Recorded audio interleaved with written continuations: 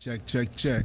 Yeah. All right, ladies and gentlemen, welcome back to the world-famous Tipitinas. I'd like to thank Tipitinas for allowing us to use the space and Nugs.net for the usage of their equipment. And this is coming out live on Tipitinas.tv, our new media platform. We are starting our media empire here at Tipitinas, and it started this weekend, and you are watching this hopefully on Tipitinas.tv. Hopefully it still exists by the time someone posts this up online. Right. We have a phenomenal guest tonight, and I don't want to wait too long, so I'm just going to go ahead and give a really awesome intro because the list of credits is ridiculous. Ladies and gentlemen, tonight my guest, top to bottom, one of the best entertainers New Orleans has ever produced. Studied under the legendary Kid Jordan at the New Orleans Center for Creative Arts, a founding member of Little Stooges Brass Band. Yeah. Joined the legendary Dirty Dozen Brass Band at the age of 19, where he got to perform with Carl Denson, Widespread Panic, Dave Matthews Band, Alan Toussaint, Elvis Costello, and James Brown. Appeared multiple times in HBO's Treme. Owned a notorious music venue in New Orleans called the Funky Butt. Has lungs so strong he doesn't even need a microphone when he's performing. Formed his current band nearly 20 years ago called Big Sam's Funky Nation. Grew up right around the corner from here and unfortunately is our first casualty of the COVID pandemic here at Tipitinas. Ladies and gentlemen, Sam Williams, Big Sam. What's happening? How y'all doing? Yeah, you're right. What's happening? Like I said, you were the first casualty. I remember you guys were setting up and we had to come in and break the news. We were ready, and I was like, we was holding out. We were like, hey, man, are they going to call it off? I said, nah, man, they say it's still on, so let's get it. We were on conference calls, 3 different 2-hour conference calls all day long. I'm sure. I was just drove that I got here. Yeah. I was like, they could have called 2 hours ago, man, but we understood totally. It wasn't no hard feelings, anything like that. No, it was like, man, we paid you guys still, right? Yeah, y'all took care of us. We were straight, gonna make that money, baby. Look, but yeah, that was the thing, it was just, and I had all my gear with me. I had because I got a custom mic stand, so when I'm working with other microphones, I gotta keep adjusting my. But I have my custom one I got from Rebel mic stands or whatever, and it's like perfect for me, man. I had my wireless for my horn. I just had everything out with me, and I was ready for the show. We was like, this is gonna be the last hoorah, man. We don't know how long we're gonna be under, That's what we all thought. We thought, okay, maybe after this, we're gonna do tonight, blow it out, exactly. then we'll be quiet for a few weeks. And what else had me amped, man? Cleary was playing at the Maple Leaf the night before, and it was sick over there. Said, ooh, I said, we gonna tear it up at Tips. Everybody canceling too. Hey, it's gonna be a party, man. And sure enough, got the news like a few hours before show, like 3 or 4 hours. I think doors were 9. It was like 5:30, 6 o'clock. You guys were literally plugging in for sound check. Yep. Actually, that's cool. But happens, man. It was the best call. It was the best call to make because better safe than sorry. Absolutely. I mean, hindsight is like, yes, I'm glad that we didn't risk it. The night before was iffy, and it wasn't a big turnout the night before. Right. But it was also supposed to be the Irish Channel Parade, which is always crazy around uptown. So we were like, all right, well, people can be drinking all day, man, and then they're going to come out and party at night, and it's going to be our last hurrah. But and now that you said it, man, I had my green suit I was going to wear that night, and what's it look like? Is all green. It's great. It's a green suit. It's green blazer and pants. I got I had like green beads and fake green bead ties that I almost had the cats wearing the band. I was ready, man. I had all that. I was like, hey, we're gonna have fun, man. We're about to kill it at Tips. Yeah. Then goddamn coronavirus. Yeah. Well, I know one of our Logan boys that works upstairs has an all green Crown Royal suit. Nice. Made out of green Crown Apple bags. Yeah. So nice. It might hold up against your green suit. I guess it's pretty hot. Yeah, you're right. That's not a free plug for Crown Royal. That's it's right. a fine product, but that's right. You need a commercial, holler at your boy. Yeah, that's right. I have to ask you this because as I drink scotch. Yeah, drink scotch. This is it's good scotch. Don't worry, this is the good stuff. I guess it's not a rumor, but it's somewhat confirmed to be true. I remember hearing it a long time ago and wasn't sure if it was true, and I did some digging online as much as I could. Yeah, but are you actually the great-grandson of Buddy Bolden? Yeah, I am, man. It's just there's not like a lot of information out there, Well, obviously, there's very little information out there about him. So it's not, much for me to add to like the story. So I'm just like, I'm gonna just do my thing and try to make my name for myself and, and not really piggyback off of that. But yeah, like, my mom's side of the family, that's Williams, and my dad's side, that's the Bolton side of my family. Okay. Well, how did you find out? Yeah. You didn't know this when you were I didn't a know kid. until I graduated from high school, and I was always touring and stuff. And my mama, that's what I called her. She was, I was telling her how I was always going. She's like, well, why you don't come and see me? And things like, because she lives in Slidell, and that's when I found out my relation, and I was just like, oh, well, that's cool. Yeah. It was pretty much like that. And I'm like, oh, well, anybody know anything else? Like, but any information, but it's not much to be, very little except for some medical records at the end of his life. That's about as much as you can find. That's pretty much it. And even and all of that, that I feel like that contributes to my sound itself, because it's hereditary, just the volume in which I play, and a lot of cats, he's not joking. I don't need a microphone. I come here to tips and turn my off every time. I'm like, man, turn me up. On stage I just need a little bit, but if I'm in a house, like the people here can hear it, but when you hear the playback and you see video, you can't really hear it because it's not going through the mic. No, they just turn your mics off. Right, let's turn them down right quick. No, but yeah, man, I think that has a lot to do with it, and I never knew why, but I guess it's hereditary. That's the legend that you can hear from across the river. And that was across the river. That's what was said. So I'm like, okay, cool. So hey, I got to get it from somewhere, because I honestly, man, I don't do it on purpose. It just comes out that way. And then when I do it on purpose, it's like, oh, holy, it's really loud. I was just doing a session the other day. I was with Chris Roy and Leon Brown, and John Michael Bradford. We all just hanging around, and I'm like playing the parts with them. And on the part, I said, all right, cool. And he said, yeah, hit it hard like this. I said, I'm hitting it hard. You don't want me to like smash it, man.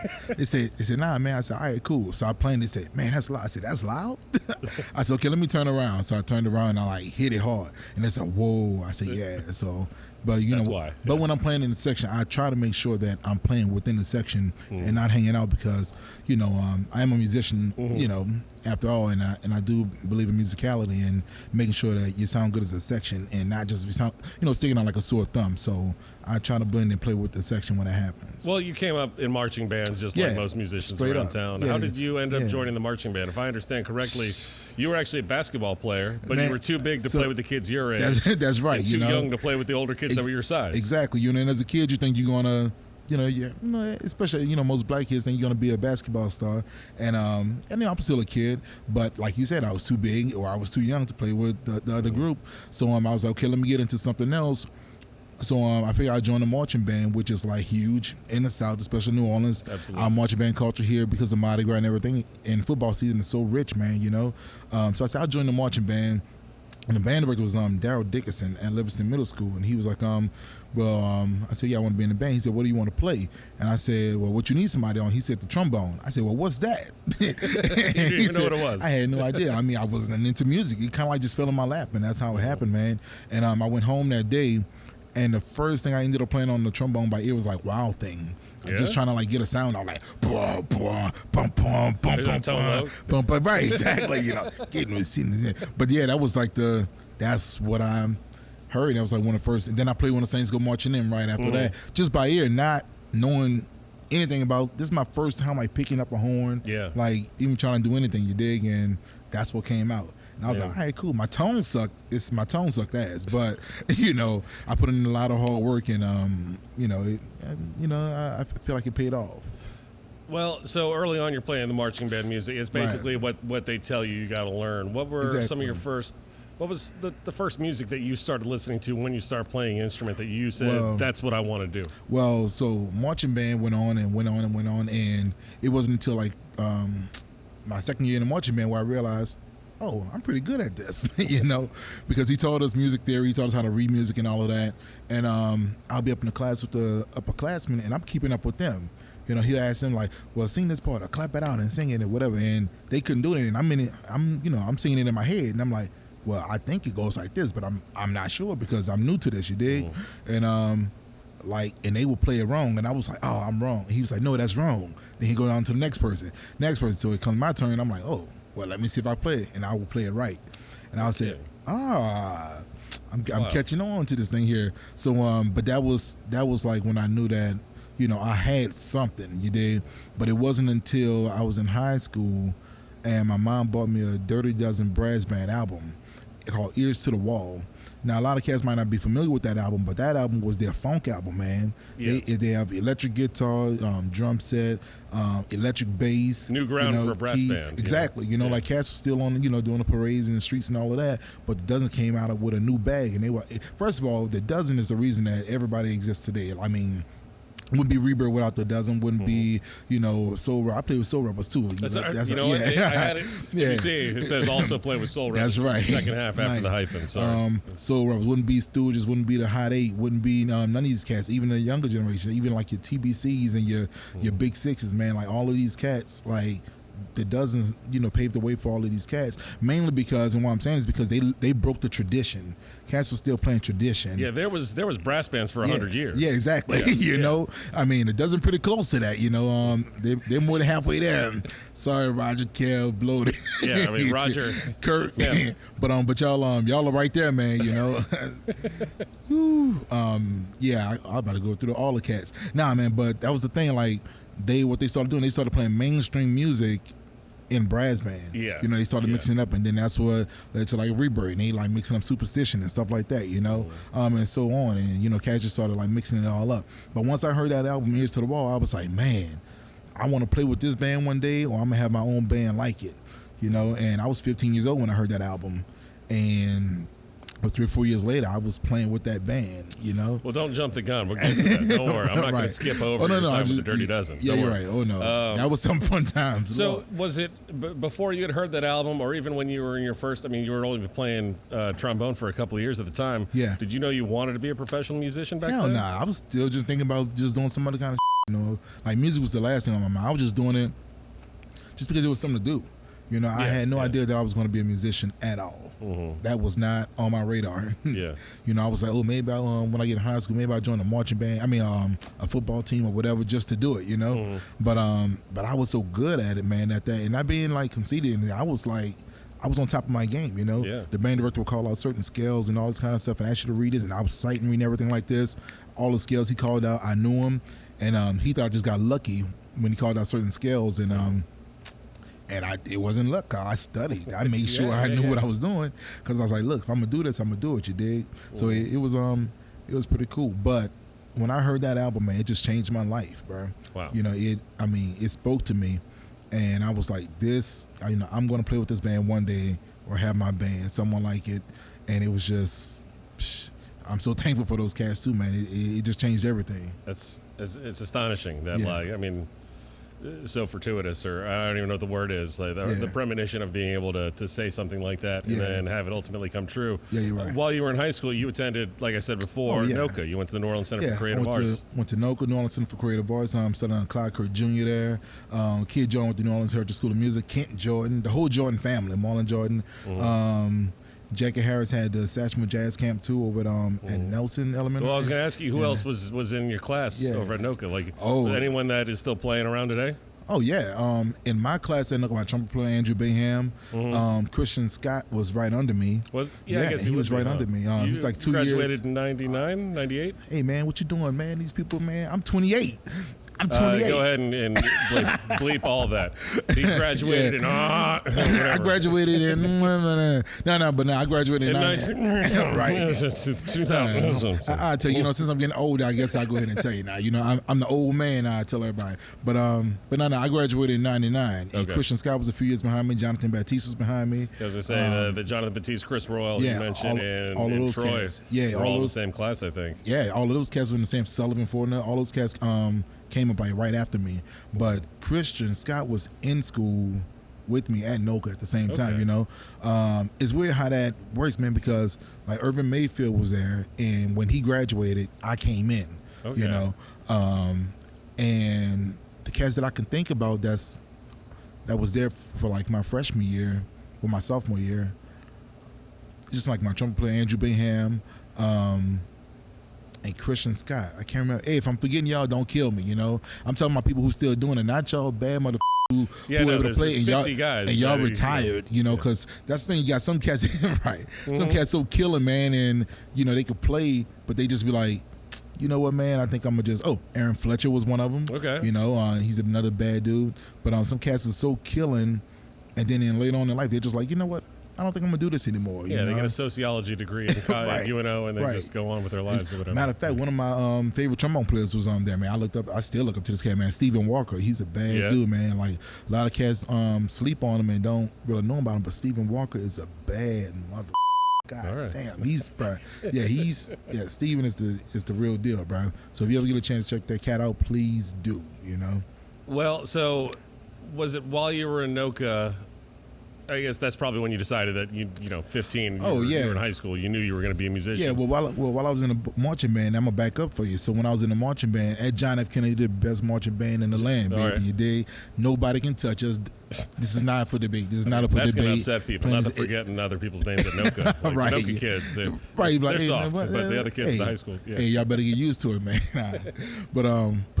So my homeboy Walter Wood and Ramsey, we call him, you know, and we were all in the marching band at the K, that's Kennedy, and he's like, yo, man, I want to start a brass band, you know. So, and we all like, all right, cool. Like, you know, what you want to do? He's like, I feel you, me, and so he picked out all of the cats. So the Stooges Brass Band at the beginning was like a collaboration of like the Little Stooges, right? Right, the Little Stooges. It was like a collab between Kennedy and St. Aug band members.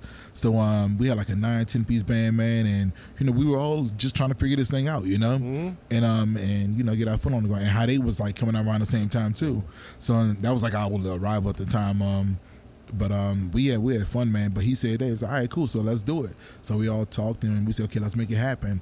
We used to rehearse over at his grandparents' house over on Rampart for a while. Then we moved to his mom's house, started rehearsing over there on North Villery. And the band was rocking, man. The style was so killing, so unique.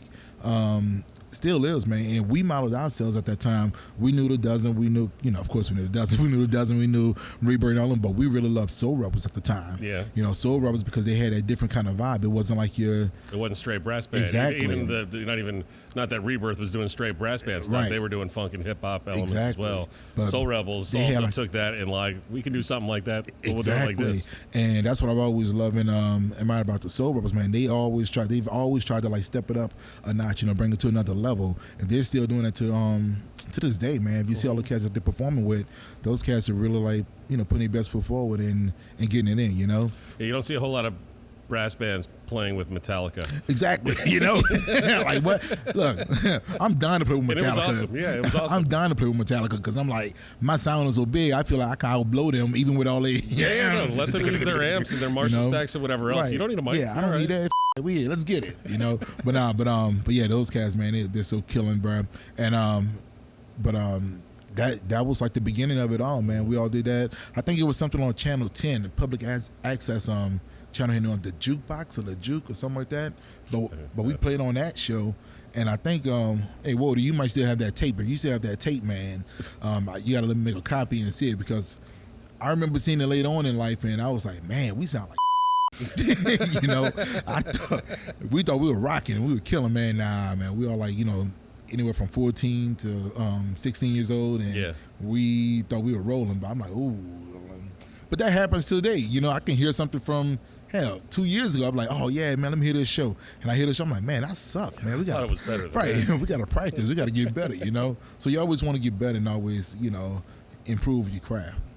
All right. Well, tell me tell me the long version of the story about how you joined the Dozen. Man, all right. The long version. All right, so cool. All right, so I'll set you up. Go ahead. You were friends with a member of the Dirty Dozen's daughter. That's correct. Okay. So I was always playing in church. God in Light Missionary Baptist Church over on Washington Avenue. So I grew up in that church. You know, my mom took me there every Sunday, even did Bible studies and power hour and all of that, you know. So once I started playing music, you know, I was in a choir and everything too. But once I started playing music, I was like, I can't sing anyway. You know, even now I can't sing. I entertain now, but I'm not a singer. You can sing? Come on. I'm an entertainer. You can sing. You know, I appreciate it, man. But I was like, I won't play my horn. I wonder if they let me play with the church band, you know. So Tom Washington was the director. Matter of fact, Eddie Christmas was a founding member of Big Sam's Funky Nation. That's right. He was we grew up in the same church together. And come to find out, we're cousins. You know, yeah. Oh, man. You know, but we grew up we've been knowing each other since birth, literally. Wow. And we're 2 months apart. He's aside from a phenomenal drummer, phenomenal person. Yeah, all day, man. You know, number positive vibes, man. You dig? Merry Christmas. Yeah, all day. You already know, bro. Yeah, he knows. All day. But but we've been on each other that long. We went to high school together. He was in that band as well, you know, and at Kennedy. But I played in church. Played in church, and her name was Stacy, and she was my homegirl. But I played in church all the time, and I just kept playing. So anyway, one day, my friend who attends church with me, she had a sweet 16 birthday party. All right. And in her room, she had like Billie Holiday, John Coltrane, Charlie Parker, Miles Davis, all of these, like, you know, Louis Armstrong, all of the greats, like CDs, like on her. I'm like, I said, you into jazz? And she said, boy, no, that's my daddy's. And I was like, oh. I said, cool. She said, yeah, he played trumpet. I said, oh, that's what's up, cool. And I was like, who does he play with? She was like, the Dirty Dozen Brass Band. I said, what? She said, yeah. I said, oh, man. I said, where you at? That's what I said. And the Dozen, man, they 200 or 300 days out the year. Even now, like, they still get it in, you know? And I said, where you at? And he was home because it was her birthday, you know? Yeah. So, I ditched the party, and I hung out with him for the rest of the party. And, you know, we just rap, man, talk about music. 16-year-olds ditching 16-year-old girls. Hey, I to did. hang out with one of those girls' dads. I did. Yeah, I had my mind set. I was like, man, look. And I was talking to him. I said, man, look. You know, and I was 15. I said, man, look, y'all ever need a trombone player? You know, give me a call, man. You know, and his name is E.T. We all know E.T. Ephraim Towns. You know, right? And he's, all right, do it. I'll let you know. All right, cool. I said, all right, cool. So that was my introduction to, like, you know, that's getting my foot in the door, just letting them know who I am and all this kind of stuff. Never heard me play or anything, right? So we're gonna have to go back and forth during the story because this is we're not going to run out of tape. Don't worry. Right. Do we need to pause to change cassettes? Exactly, we got to change it out. VHS tapes? No, we're good. We can keep rolling. Going. Yeah. So I'm gonna fast forward a little bit after graduation, and I'm working at Jazzland, which was an amusement park here in New Orleans. Yeah, it became Six Flags ultimately, but Jazzland is one of those ain't there no more. But exactly. You know, it's still there in some sense, I guess. But, exactly. Yeah. And the Dirty Dozen needed a new trombone player, and you know, the daughter Stacy and her mom Tracy, they kept telling E.T. to, like, oh, Daddy, he can play. You know, call Sam. He can play. And he was like, I mean, can he play? I mean, I never heard of dude. You know, can he play it? Like, who were you playing with at Jazzland? So look, at Jazzland, nah, it was the Jazzland band. So what they did, the Jordan family, Kid Jordan and all of his kids, they formed a group. So it was maybe like 20 of us, and we would alternate playing music at Jazzland. Huh. Yeah, so and you could work double shifts if you wanted to. Somebody that worked. I mean, I remember going to Jazzland a couple times before it became it was before it became Six Flags and whatever. Yeah. I don't have too many recollections. I was a stupid 18-year-old. Right. I'm right there with you. I mean, this is my only memory of it, you know, because it was cold. And man, we were you know, but anyway, Kid had his whole family. It was his operation, and they were paying us well, man. Yeah. You know, and I mean, we're playing music. Yeah, you know, you're getting paid to play. Right. Like that's the goal, especially you're right out of high school. Right. Like, you know, what else can you get a paid music gig? Exactly. And for us, we were like, cool, man. You know, we're making like $1,000 a week and stuff. We were like, man, I don't make that now. It's not bad. We're like, man, this is great, man. You know, they dealt with the taxes and all of that. So yeah, we're doing pretty good, you know. But we were on break, and I get a call, and I don't, you know, I just answer. I say, yeah, hello. I say, hey, Big Sam, it's E.T., man, what's happening? I said, oh, what's happening, man? What's happening with you? He was like, hey, man, he nothing. He said, hey, you ready to hit the road? I was like, yeah. I said, yeah. He said, all right, dude. He said, all right, we're gonna leave and whatever. I said, all right, cool. I said, when are we leaving? He said, tomorrow. I said, tomorrow? I said, hold on, let me call my mom and make sure. It's okay. You know, to go on the road, right? So he said, all right, do it. All right, let me know what's happening. I said, okay, how long we going for? He said, 3 months. I said, I said, okay, let me call my mom. And now, so I talked to my mom, and she didn't like it, but you know, she was like, you know, you need to go to college and stay in college and all this kind of stuff. And I'm like, but this is what I'm going to college for. So you know, if I do this, it's, you know, this is what I'm planning going to. This is what I'm going to school for. So I should take advantage of this opportunity while it's here, you know. Yeah. And she didn't like it, but you know, she said, "Well, just promise me that if it doesn't work out, you'll go back to school." I said, "All right, cool, bet." It worked out. All this, mind you, they hadn't heard you play a note. Never. No, that's the other he's thing. Taking his daughter's word. Never for it. taking his daughter's and his Just wife's word. Yeah. They've never heard me a day in their life, and we got on the road. He's just a swell kid. You Exactly. can take him on the road for 3 months with your Right. world famous band, right? Exactly. Yeah. You know. Now check this out. So that first drive, because we drove, we were in a church van, no trailer. It was 9 of us 9 of you in a van with All right. keyboards.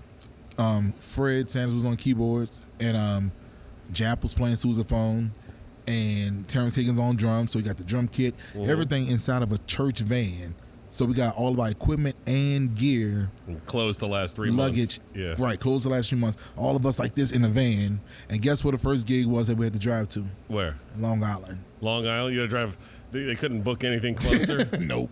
It was New Orleans, and we had a lot of drives like that through my 4 years with them. Yeah. I mean, that's just the industry, period, man. You know. Well, I mean, I know that happens, You know, but yeah. like if you're doing it in a van and it's not like, hey, these are some up and comers, they're gonna do whatever gigs we give them. Like, Nah, this is the you Dirty think the Dozen. could have booked a Tennessee or Nah, something like man, that look, on this, the way nah, halfway they didn't there. book nothing. They was straight to like Long Island, Man. and I was like, "This is absolutely ridiculous, man." But you know, I was like, "Cool." We just in the car. I'm like, "Hey, let's get it," you know. You're the biggest one in the band too. It's like, no, why did I we- wasn't. You weren't? Let me think. Yes. I was the biggest one. Kevin Harris is a pretty big was guy. like the next. Yeah, because I was right out of school, so I was still fresh, and I was big, but I Yeah, wasn't but I mean, as you big gotta as be Kev. taller than Kevin Harris. Like, Yeah, I'm what are you, taller than 6'4", Kevin. 6'5"? No, I'm 6'2". I'm only 6'2". Yeah. 6'2"? I'm Man, big, but I'm am I 6'6". taller than you? You are taller than me. No. Yeah. Maybe. Yeah, I'm Yeah. big. You're All right. tank. Yeah, I guess. But You whatever. dig? I'm big too. I Yeah, hold my own. yeah. You're actually my first guest on this program that probably like matches up with me in size. And I was watching, and so I'm you know, leaning back on my not to age. talk about me too much, but not to talk any trash about my boss Stanton Moore. But I had him in this chair. And it doesn't occur to me, he's not a little guy. He's short. He's like 5'7", 5'6", 5'7", Yeah, something like that. he's shorter than my wife. He's kind shorter of than my short, wife, but you know? like not tiny. He's not a no little shades, guy. no shades. Now, yeah, I love But you, bro. You know you're my brother. When I man. looked at the 2-shot and it's me sitting next to him, I go, oh, holy shit. Well, hey, Like, see, people get confused because he's on that drum riser. You dig? So no, he doesn't it's- use a riser. Come on. I'm trying to give him the. Hey, I'm keep trying the to. cymbals low. That's what. Yeah. Nah, man. But yeah, so that happened, and so keep in mind, like we get to the gig, nobody send me any music or anything. Oh, that's right. You like it's not like they had charts ready for No, you this or anything is just like like that. right. So the first And it's not like, sorry, No, they're go not ahead. playing ears to the wall, front to back. right at all, nothing was from ears to the wall Oh, man. because that's the kind of shit that happens. You know, you're an artist and you got this new cool album that's pretty killing. Yeah. But then people want to hear the other stuff, or you're just more comfortable playing some of the other music. Mm-hmm. So we didn't play not one song off of Ears to the Wall, and I'm like, okay, cool. But you know, I've been playing some brass band songs. So like, Feet Can't Fail Me Now. I knew, you know, if they played Saints, I knew You know that. some classics, yeah, I knew yeah. the classics. You know, Blackbird Special, cool. But besides that, man, they had never heard me play, and we got up on the stage, and I finally started playing, and they were like, "Oh, thank you, Lord." They were like, "This is cool," you know.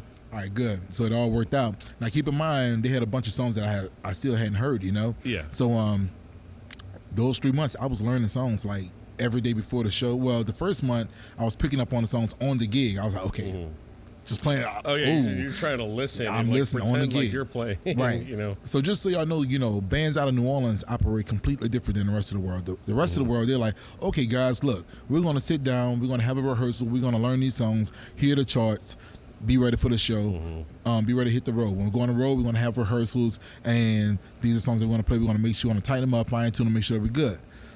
Cool. Not in New Orleans. New Orleans is like, hey, let's go. Well, Hank Staples from the Maple Leaf has my favorite quote about New Orleans Yeah. bands. New Orleans has one band, but it has 3,000 members. That's right. So, That's right. that's one of my favorite quotes ever. No lies, man. It Yeah. reminds me of one time at the Funky Butt, and I had Jonathan Baptiste sub on keys. This is back in the day, and Jonathan was like, "Hey Sam, what songs we gonna play, man?" I said, "Hey, we'll talk about that after the gig." He's like, "Gotcha." I said, "All right, cool." And it was a killer night. It was good, you know. Yeah. But yeah, man. But those 3 months, it just changed my life.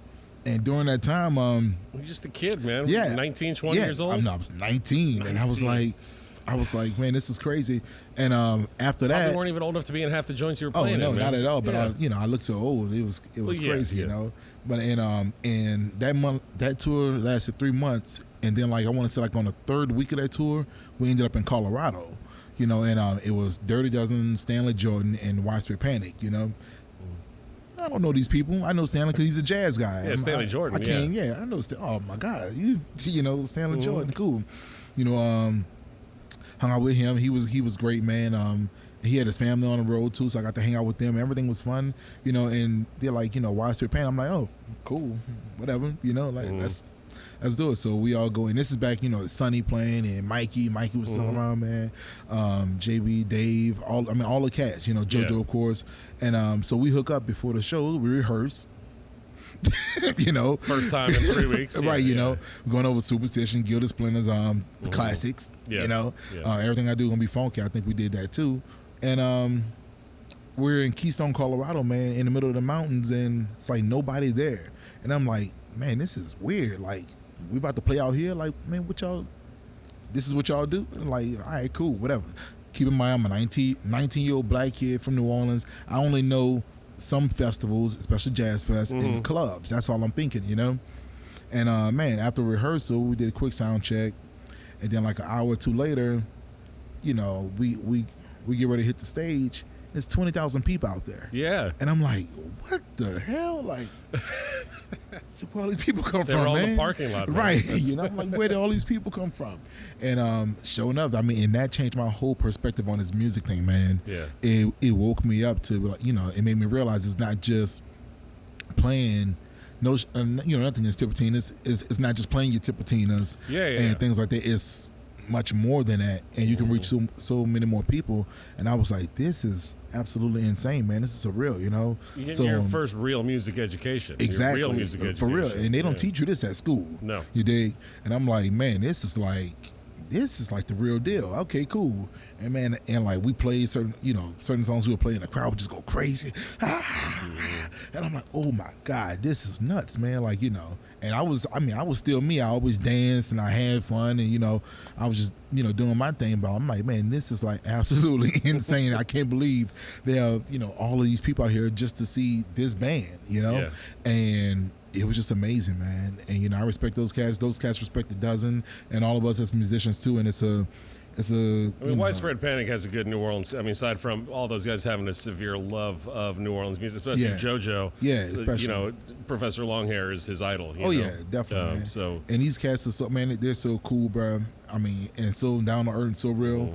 Even when we would do the Halloween shows, this is before Voodoo Fest. You know, we do the Halloween shows at the UNO. 3 nights at the arena at the lakefront. Yeah, man, we'll do the shows, and like we all know what we're getting paid. It's like, all right, cool. And man, these cats will come out after the show, and we'll hang out in the dressing room, and they'll like pay us even more money, like individually. Like, here, man, here you take. And we're like, man, these cats are so down to earth, man. You know, you gotta love them. You know, yeah, real deal.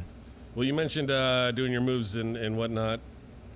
You weren't much of a dancer until you joined the Dirty Dozen either. Is that correct? I wasn't, man. The thing is, you know what? I could back up. I wasn't. For anyone who doesn't know, or for whatever reason has not seen Big Sam perform, like I said, top to bottom, one of the best entertainers the city has ever produced, not just musically or sonically, but visually. So, yeah. Thank you, bro. So go ahead, back it up. Tell me your story. So you know, marching band and all that, we have our certain little moves that we do and things like that. You know, I was even, you know, in a high school fraternity, so we stepped and did all that kind of stuff. But I wasn't a dancer. I didn't do that. You know, I was kind of more laid back and just chill. But it's the Soul Rebels, really, man. Yeah. That brought it out of me. Yeah, because with the Soul Rebels, we had a routine. You know, so you know, I would say that playing with the Soul Rebels actually helped me to like learn how to like develop a show, because we'll have like certain dance routines that we'll do, and everybody do it. You move this way, we move this way, we come back around, you know, and we had fun, you know. And this is back. I mean, it's not the same Rebels that you know today, of course, but it was still the Rebels, and those cats would kill, man. This was back with Winston Turner and Tannen Williams. Those cats, man. Will Terry was still playing. Yeah. Flea was playing sax too. But yeah, man, those cats.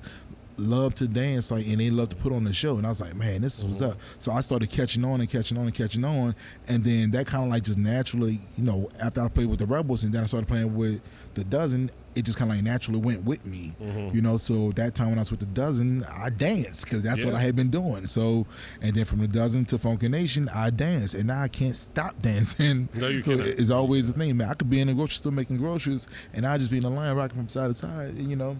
And you know, my wife might, she asked me, she'd be like, you good? This is early on. No, I mean, you're constantly ready to show people what you would do for a folk shop. That's right. Yeah, you're I was right. Save that one for the end as a zing. Hey, go ahead. That's perfect. But and this is like when you know, me and my wife, when we first met, we were like dating and stuff. She's like, you good? You know?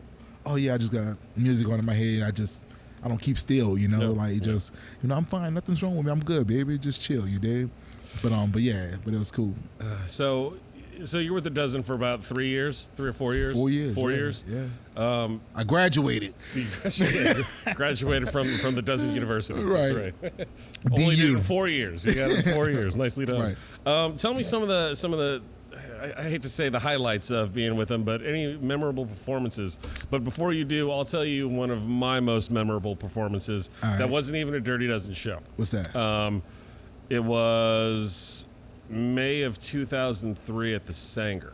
And the Dozen Horns were special guests on Government Mule's The Deepest End show, which was, and here's me, like a 21-year-old kid. I saw the greatest concert I ever.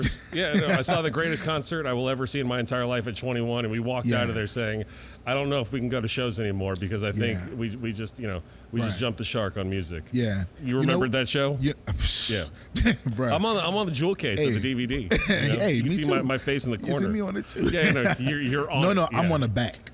Are you? Well, you're legitimately on the show, so that's way better than half of my face in the corner of the back part. If anyone still owns that DVD case, and it's a picture of my buddy Breeze actually with his arms in the air with the Got Mule shirt on. Yeah, that's my friend. I have it, so I'm gonna check it out. Look it up. You can see my face, this little profile shot of my face in the corner. Nice, bro. That you bringing up that show is one of my all-time favorite shows. It's crazy. It's the craziest show I've ever seen. Warren and the cast, man, they set the bar so high. Yeah. All of the guests that they had on that show, like when we played Chameleon with them, we got to play with Paul Jackson. Yeah. I'm like, no, I mean, everyone that was on that that's show. That's the dude. That's he played. Everyone on that show. It was like 3 sets and 4 encores. I can't remember exactly how many. I'll think of it later. But it was a 6-hour concert. It was insane. It went on forever. It was during Jazz Fest too. Yeah. And it went on forever, man. And I was like, this is like crazy, bro. And of course I had like 4 shows that day. Yeah. But that one, I was like, this is crazy, bro. And it's just a great show. If you haven't seen that DVD, I'm saying DVD because that's what it came out on back then. Okay, it's got to be available. Yeah, it has to be. Huh? And whatnot. Yeah. Yeah, you got it. Yeah. Well, Woody wasn't on. Woody had passed away. Woody had passed away, and that was kind of the whole impetus for the album that came out for that one and the concert. Yep. There was maybe not 20. There was about 14 bass players on that concert. Yep, that's right. It was insane. It was absolutely insane, man. And I was like, this is... Yeah, you guys did it also. John the Revelator, I think, was on. Yeah, man. Yeah, John the Revelator. Gives me chills thinking about that show. I played lead on John the Revelator, I think. Yeah. You know, and I played it with Warren. There's the Dirty Dozen Horns, and one of them is shining above the rest. And I hate to say that because I love them all so much, but you weren't the kid, but you were the one that was seemingly moving around the most while you guys were playing that. Yeah, I had. I mean, it was just... I don't want to say I had to, but it was just the music, man. Like, first of all, it's the Dozen. Everyone's face is melting from the music. And you guys are up there. Right, But it was fun, man. It was just good times. And, I really enjoyed all of those moments with those cats, Mm-hmm. Another one was like going to Fuji Rock with the the Dozen, man. That was like... I hear good things about Fuji Rock. I think it was maybe Rob Mercurio from Galactic was telling me about how phenomenal. That's one of the standout shows. It is, They've been back, but playing there was one of those things that you just don't forget. You never forget it, man. And we went a couple of times, and just playing out there in general, like in Japan, man, they like respect the music and respect the culture, everything about New Orleans musicians so much. Oh, yeah. You know, and I mean, you could walk, man. You can walk down the street or just at the festival, and they like open up for you. Like, you can go to a restaurant or just go somewhere, and a random person is not. They don't work there. They just open the door for you. Like, here you go. You know, and I'm like, oh, cool. You know, I'm still a kid at this point. They're looking back. I was still a kid, and they were like treating us like royalty, man. I'm like, this is like, what's up, you know? Well, and, tell me about meeting James Brown. Man, all right, so this was in Florida, bro. I think, I want to say it was at Swanee. We were in Swanee. Festival? I don't know what festival, because it was only the dozen in James Brown. Oh, okay. You know, and, you know, like, getting a jam with him was just off the chain, bro. You know what I'm saying? And he just told me after this, like, all right, now, don't dance so much that now. Don't dance so much that now. Don't dance so much? That's what he said. James Brown told you not to dance so much? Don't. In his James Brown way. I said, all right, there you go. All right, cool. All right, Mr. Brown, cool. And it was like that. I was like only one person dances on this stage. Right. Like, motherfucker, that's me. Nah, but yeah, it was like that, man. All the cast was around. That was like, I'm still waiting to find like a YouTube clip of this or something. You know, we didn't have all of that then, you know, so. No, this is pre-YouTube. Yeah, you know, so I'm like, man, is there like a hidden picture somewhere or some you guys kind of probably clip, had one cell you know? phone as a band at the time, right? Only one of y'all had a phone or something? I had a phone. You had a phone? Okay. I think I was the only one. I think I was the only one. And guess what? I got my same number too. From 20-something years now. There you go. I got my same number. I'm good. Nicely done. So people tell me they can't contact me. You're full of it. I got the same number. You just lost your phone. That's not my problem. That's right. Right, you know. Nah, man. But yeah, but as I said, all right, don't dance too much that night. Don't dance too much that night. All right. I said, all right, cool. All right, pot. Man, but he was and even that show, he was like upset with the sound man because they kept messing up. He kept feeding back. He's like, oh, that sound like. Oh, boom. And he was like still calling the hits. I was like, ooh, but it was funny, man. It was cool. Any other, like, I mean, obviously you're still a kid. Like, I hate saying that you're a kid, but you were 19, I'm an 20, old man, 21, man. 22. No, I'm talking about when you're with them. Yeah. Like, you're a kid. Yeah. And these guys seemingly are, not that they're over it, but they're like, oh, yeah, James Brown. Yeah, we can play with James Brown. That's fine. Whatever. Right. You know? Like, that was it. I'm like, nah, bro, this is like the man, you know? Like, the man. And I'll tell you this, because I need to back up. So back when I was studying with Kid, you know, and, you know, as I got, you know, as I matured and, you know, played more and, you know, learned more about music, you know, I realized that so many of us have like some of the same influences, you dig, especially coming from New Orleans. We all kind of like come out the same box, you know? Yeah. And then, but we also have other boxes that we, you know, dig out of, you dig? So back when I was studying with Kid Jordan, I was like 16, and he called us to take a solo while we were in class. I'm taking a solo, and then Jonathan Bloom was like, man, Sam, you sound like Fred Wesley, man. And I was like, oh, cool. Had no idea who Fred Wesley was. I was like, oh, cool, all right. Then Kid came and said, hey, Kid, Sam solo like Fred Wesley. Oh yeah, Sam usually solo like Fred. I said, yeah, cool. You know. So it wasn't until I was like 18, man, 18 to 19, I finally got an album, James Brown album, with like a bunch of trombone solos on it, and I was like, this dude is funky. Who is this guy? I said he sound like me. He sounds just like you. That's what I said. Once again, I came up in the jazz world, in the brass band, where I didn't know about Fred, you know? So then I was like, he sounds like me. I said, oh, that must be Fred Wesley. You met Fred Wesley before? Oh, bro, come, that's my boy now. I love Fred. I met him a couple times. I told him this story. Oh, yeah? I told him this story because being with the dozen, and I mean, the dozen is like, they like open the doors for me. So you're going to hear a lot about that right now, you dig? So we had the option to go on a road. This is like my second year with them or whatever. And we had the option to go on a road, like leave the night before or leave like early that morning, you know? Driving, of course. So I convinced them to let's leave in the morning just because I didn't tell him why, but it's because Fred Wesley was doing a master class at Dillard. So I was like, I gotta go to this master class and meet the man. You know, this is the man, you dig? And backing up too, so many cats from New Orleans who loves funk and brass music also play like Fred because they studied Fred and know Fred is the man. So me just hearing everything that's around my surroundings, that's how I ended up with that sound and not really realizing where it came from. But anyway, so I met him. He had his book, Hit Me Fred, and I bought the book. I had him sign it. Troy was there too. All right. So me and Troy had him sign the book for us. And we all played together. So here we are. You got me, Trombone Shorty, and Fred Wesley, and we're all playing together at Dillard at a master class, just having fun. And I was like, try your best not to sound like this man.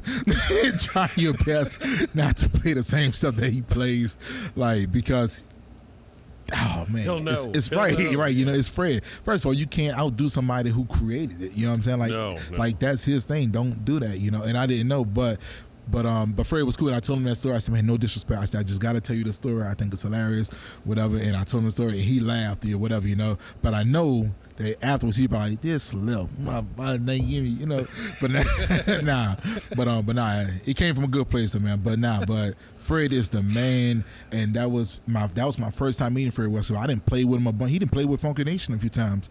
He played with Funky Nation on Jam Cruise, Did he? Yeah, he came. I've never been to Jam Cruise. Oh, it's pretty cool, man. He came and jammed with us, and even during Jazz Fest, he'll come down and sit in with us. It's always a good time. Nice. And I asked him, I said, hey Fred, look, I said, I know every time you play, everybody want to play all of the James Brown stuff or whatever that you've already played. I said, do you want to play that or do you just want to play whatever we're playing? Because we do a lot of original. He said, oh, no, I want to play what y'all playing. Like, you do what you... I said, all right, cool. So he played to, like, our songs, Yeah, no, he's... of all the times I've seen him sit in with other bands, obviously, he sits in with or sitting in with a lot of people. Yeah. I don't think I've ever heard him play any James Brown songs. Every time I've seen him play, maybe half a dozen times I've seen him play. Wow. He used to, I was kind of friendly with a couple of the guys that were in Groove Sect, if you remember that band. I remember Groove Sect. Well, Eric Vogel was your bass player for a little while. Yeah, and Danny Abel. Yeah, Danny Abel was in that. Like when they were getting started, Fred Wesley for some reason was sitting in with them all the time. All the time. Like he would for like a year. Every time I saw them, it was featuring Fred Wesley. I'm like, how did you guys? Are you blackmailing Right. them? Like what's happening? Hey Fred, how did you get Fred? we got those pictures, they were man. A good Oh, band. Groove Sect was the A good band, but it's like how was he just like? And they were new. Yeah. How was he sitting in with This is you like guys? post Katrina, like right after Katrina. Right after It Katrina. was like maybe even 2005, definitely 06 and 07. Oh, definitely, for sure. Yeah, but Fred's that man, and Groove Sect, man. Look, y'all need Groove Sect. Vogel, Yeah, are you guys Danny. gonna get back together? What's happening? I can't remember who else was in the band, but y'all my partner. I remember y'all. They're busy doing other things. He's got room. He can make it happen. Probably. Hey, Everyone's got time now. That's for Vogel. sure. Let's make this happen. I need to see a Groove Sect reunion or something. Yeah, J-Dog, get those guys back together. That's right. All right, J-Dog, if you're still in town. Let's I know make it Danny happen. was playing with Tank and the Bangers recently. Yeah, he's playing with Tank now too. So yeah, and Vogel's playing with who he was playing with recently. He was with the Suspects for a little while. He's playing with the Suspects. He's playing with. I don't think he's doing the Suspects. He's playing with Swamp Grease. With Terrence Higgins. Yeah, he's playing with He's playing with everybody, bro. He's a bad Text dude. me, Eric. We'll find out what you're doing. Exactly. But yeah, man. But Fred is that dude, and that was just a great moment for me. I love that moment because he's the man. Yeah. I mean, like you said, he's an originator for sure. Yeah, exactly. He started this thing. In my opinion, he's like the cat that everybody wants to sound like. Just the feel itself. And the thing is, everything that he plays, and that's kind of like how I model myself, man. Everything that he plays, it isn't complicated, but it's the feeling that he has with it, man. It's everything. He could play the same licks, but guess what? It just feels different. It just gives you chills every time. Like, ooh, bro, just, ooh. Soul Sister played a lot of James Brown. She's playing a lot of P-Funk. Yeah. When it was George's birthday, right? And of course, Fred had a bunch of solos in it. Oh yeah. It's just that feel, man. You can't beat it. No, it's that you said it all. I don't have anything to add to that whatsoever. Yeah, you're right. Can't beat it. Not to make this an entire Fred Wesley and Dirty Dozen interview or anything like that. Right. While you were with the Dozen is when you started playing on the side with a newly formed outfit that became the newly formed Nation, the Funky Nation. Big Sam's Funky Nation. Yeah, you're right. Tell me about the birth. So a year that was the first album, Birth of the Nation. Birth of a Nation. So a year after playing with the Dozen, I was like, okay, cool. I want to start my own band. Not to do anything serious, not to do like what I'm doing now, really. No, but when you're home, keep playing. Exactly. Yeah. When I'm at home, I have something else to do, which is only about 60 days, But I'll find something to do. So I started my own group, and then I asked a bunch of the guys I went to school with, I said, man, I want to start a group. It'd be fun. We'll play some fun. But what I want to do is take the brass band to the stage and do this kind of vibe, but have electric guitar, and guitar and keys and all that. But I don't know about keys yet. Might have 2 guitars. And anyway, it worked out, man. And I did that for a minute, but the dozen tours so goddamn much. Yeah, I mean, there's not enough time to organize it. It's not like, hey, guys, don't do anything while I'm on the road with the Dirty Dozen. Exactly. Keep rehearsing. I'll come back in 3 months, and we'll do another gig. Right. So what I ended up doing, man, the owner at the Funky Butt at that time, Richard Rochester, rest in peace, man. A lot of people didn't like Richard, man, but Richard was cool with me. I never had a problem with him. We'll talk about him later. and the Funky Butt. We'll That's get right a whole into this chapter. afterwards. Let's touch on the birth of the nation. So then I hollered at Richard, man. And I was like, yeah, Richard, man, I'm starting a band and I wanna get a gig over here. He said, oh yeah, really? I said, yeah. He said, okay. Just like that. He said, okay. He said, well, I'm thinking about maybe having you on Sundays. I said, Sundays? He said, yeah. I said, but that's Astro Project.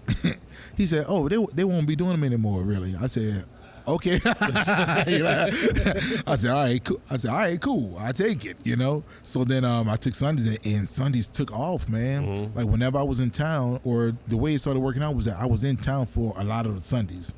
And we would play literally, man, from 10:30 to maybe like 6 in the morning, bro. Yeah. Like, just because we loved the music. It wasn't even really about the money, because, it wasn't a big room. It's not like you were selling hundreds of tickets or anything like that. We were, though. There was a cover, That's what was the thing. There wasn't even a cover charge for any shows. No, we had there. a cover. Did you have a cover? We had a $5 cover charge, and then we upped it to $10. And this is back like 2001. Yeah. And then what it was that, we got so many people in there, and we would do multiple sets, so we just kept turning the house. So throughout the night, we get 200-300 people in there. I was like, man, this isn't bad. Like, to just come home, room man. They could fit maybe 80 or 90 people. Exactly. Yeah.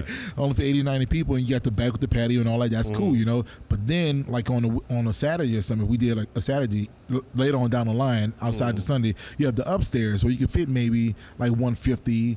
Up there, but then if you count downstairs too, you charging everybody to get in. You get probably about 300-400 people in the whole spot, like at one time, know. But anyway, we did that, man, and I said, okay, well, look, I said, well, Richard, how do you feel about me having a band play here while I'm out with the Dozen? He said, oh, I think it's a great idea. I said, so you cool with that? And he was like, yeah. He said, and then just keep your name going. I said, cool. So we just left.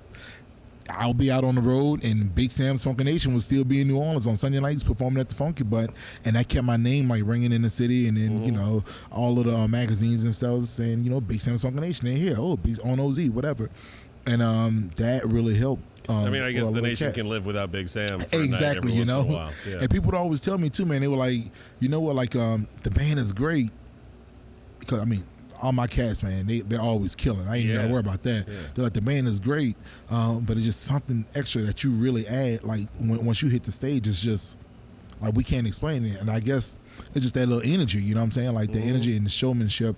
It is what it is, But you got the electricity, man. Hey, thanks, man, you know. But when I came in town, all I know is that when I came in town from off the road with the Dozen, it was packed every Sunday night. And I was like, damn. Like, all right, cool. Let's roll with it. Let's get it, And but that's how I started, and that's how I really got Funky Nation off the ground. Main problem was that the Dozen was still touring 300 days out the year. Yeah, I couldn't focus on Funky Nation full time, so that was the thing. And by the time I decided that I needed to leave the Dozen to focus on Funky Nation full time and only pursue this, I was like, all right, cool.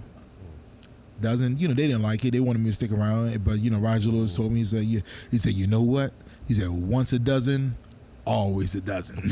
I'm like, that's right. I dig it. Cool. And hell, I done shows with him even this last Jazz Fest. Yeah. Not this year because we didn't have it, but I still do gigs with him if they need me to come and do something with him. So you guys want to play some stuff off Ears to the Wall? Right? You know what? We eventually started doing some of those songs. Did I was you? like, thank you, Lord, man. But but those cats are great. But that was like the beginning of it all. And by me doing that, it like, you know, just left my name ringing throughout the city, letting people know who we were, you know, and Yeah, who so I it wasn't was. like you had a break and it was like, man, I don't like these guys anymore or anything like that. It's just Oh, like, no. hey, it's been a few years, like I'm still young. Yeah, Maybe I can do my own thing. Exactly. It's worth a try. That's all it was, you know. And I was like, all right, cool. No, those my homeboys, man. That's my family, you dig? So, and that's all it was. So I did that. But when I did that and left them to pursue Funky Nation, then I get a call from Alan Tucson. Yeah. And his son Reginald Tucson actually hit me up because they wanted me like to play with Alan, and I was like, Alan Tucson? They was like, yeah. I was like, You tell him he can come sit in with me on Sunday at the Funky Bar. right. You tell Alan. Love you, Alan, man. Rest in peace too, man. Yeah. I was like, man, tell Alan. You know, I say, nah. I said, all right, cool. I do. When are we having rehearsals? Okay, all right, man. We having rehearsals on these days and these days. It's a different world than like because Alan. If y'all don't know, Alan has a ton of hits that people may not even know about. You know what I'm saying? Written over 1,000 songs. Yeah, like big time. It's absolutely ridiculous. And so I hooked up with that, and by that first show we did was a documentary called "Make It Funky." Yeah? And that "Make It Funky" documentary, Funky Nation was actually in that documentary I was too. gonna say, like I remember Yeah. seeing that, I think. And man, we backed up. We played with Alan and Alan's band. All of us, we backed up like Keith Richards and Bonnie Raitt and like everybody, bro. It was just insane. Like the lineup that went on that night. That's on DVD too. So it's probably on YouTube or something. I don't know. It was on Stars for a minute. You know? Maybe it'll be on Tipitina's TV. We'll never get the licensing for that. There's no way. Hit on Michael Murphy. He might take care of you. But yeah, man. But that was one of the first shows that we did, and then, you know, shortly after that, Katrina happened. Yeah. You know, and I was kind of depressing during Katrina. And then, you know, I ended up in San Antonio for 2 years, but I was still driving back home every weekend to like play shows and do what I can do to help rebuild the city and all of that. But during the same time, Alan was still doing shows. Yeah. So Alan hooked up with Elvis Costello. And Yeah, they were making a studio album, right? yeah, and they were doing a studio album called The River in Reverse. So they flew everybody out to L.A., and we did half of the album in L.A. and half of the album here in New Orleans. So, all right, cool, that's cool, you know. And funny thing happened during a studio session. So we all know how I play. And this is Elvis' first time hearing me. Okay. And Alan had me take a solo on Who's Gonna Help Brother Get Further. So I come in with the solo. And Elvis just stops everybody. Psh. It's like, okay. He said, let's do that again. So we did it again. Psh. And I did it. So I said, hey, everybody good? He said, oh, no, we're good. He said, I just want you to keep doing that. So literally, man, we took about 20 takes. Yeah. Elvis. Yeah. We took about 20 takes. And I said, hey, are we good? Am I messing up? Am I, you know, is the intonation wrong? Or was, he said, oh, no, I just can't believe that you keep hitting the same note with that same intensity every time. He said, I want to see how many times you can hit it. I said, bro, this dude here, man. I said, all right, cool. I said, all right. I said, that's it? He said, yeah. I thought something was wrong. But he wanted to see how many times I could hit that note. And I just kept hitting it. Psh, bow, bow, bow. I was like, man. He said, it's so beautiful. I've never heard anything like it before. He said, okay, cool. And if you go listen to that album, River in Reverse, Alan Tucson and Elvis Costello, Who's Gonna Help Brother Get Further, you're going to hear me come in. That was probably take number 18. That's probably take 33. The same note. But that was funny, man. But they toured that album for 2 years. Yeah. So we did like a whole tour in the U.S. and then we did a whole tour overseas. And then I'm still like, oh, I got to do some Funky Nation stuff, kind of, you know. I forgot about my band. Right, yeah. you know. And like I said, you know, I was still doing shows here and there, but when you got cats, I mean, you got these legends, man, you know, and hit makers like, first of all, paying you a load of money, you know, and they respect you and they're very respectful and they treating all the cats first class. You can't say no to that. You have to you No, you do not say no to Alan Tucson and Elvis Costello. Man, we would fly somewhere, and the band was like a. Yeah, who else was in the band? It was a big. I mean, Breeze on Barry saxophone. You had Amity Castanello on tenor sax, Joe Fox on trumpet. I mean, all those cats are Chocolate Milk members, you know. You had What's the bass player? Yeah. Elvis's Imposters, that was his band. Okay. We had Anthony Brown on guitar, rest in peace, Anthony, man. Anthony A.B. Brown on guitar. We had, who else was in the band? You don't have to remember everybody. Steve. It's okay. Steve on keys. Steve Naive. Steve was a monster. He was a beast. But yeah, and Pete on drums.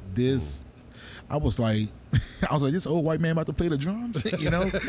Bruh, when I tell you his pocket is absolutely ridiculous, he's a human metronome, bruh. Yeah? And the fills, man, felt so good, he lock it in.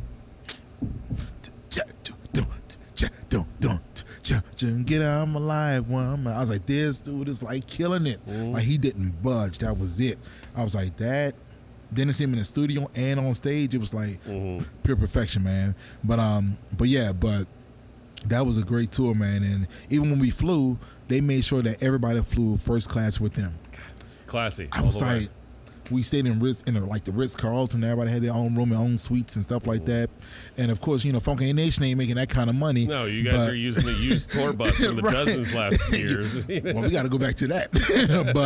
And I'm like, so I mean, I kind of, the thing is, when I treat my cats, I try to treat my cats with that same kind of respect, I want my cats to be as comfortable as possible, especially when the budget allows, I ain't making that kind of money, Yeah. So everybody don't get their own room every time, But even when it comes to like driving, I do 99% of the driving if I don't have a driver or somebody else helping, because I want my cats to relax and be able to give their all for the show. I'm gonna take that hit and go ahead and be like, all right, look, I'm gonna just pull through and make it happen.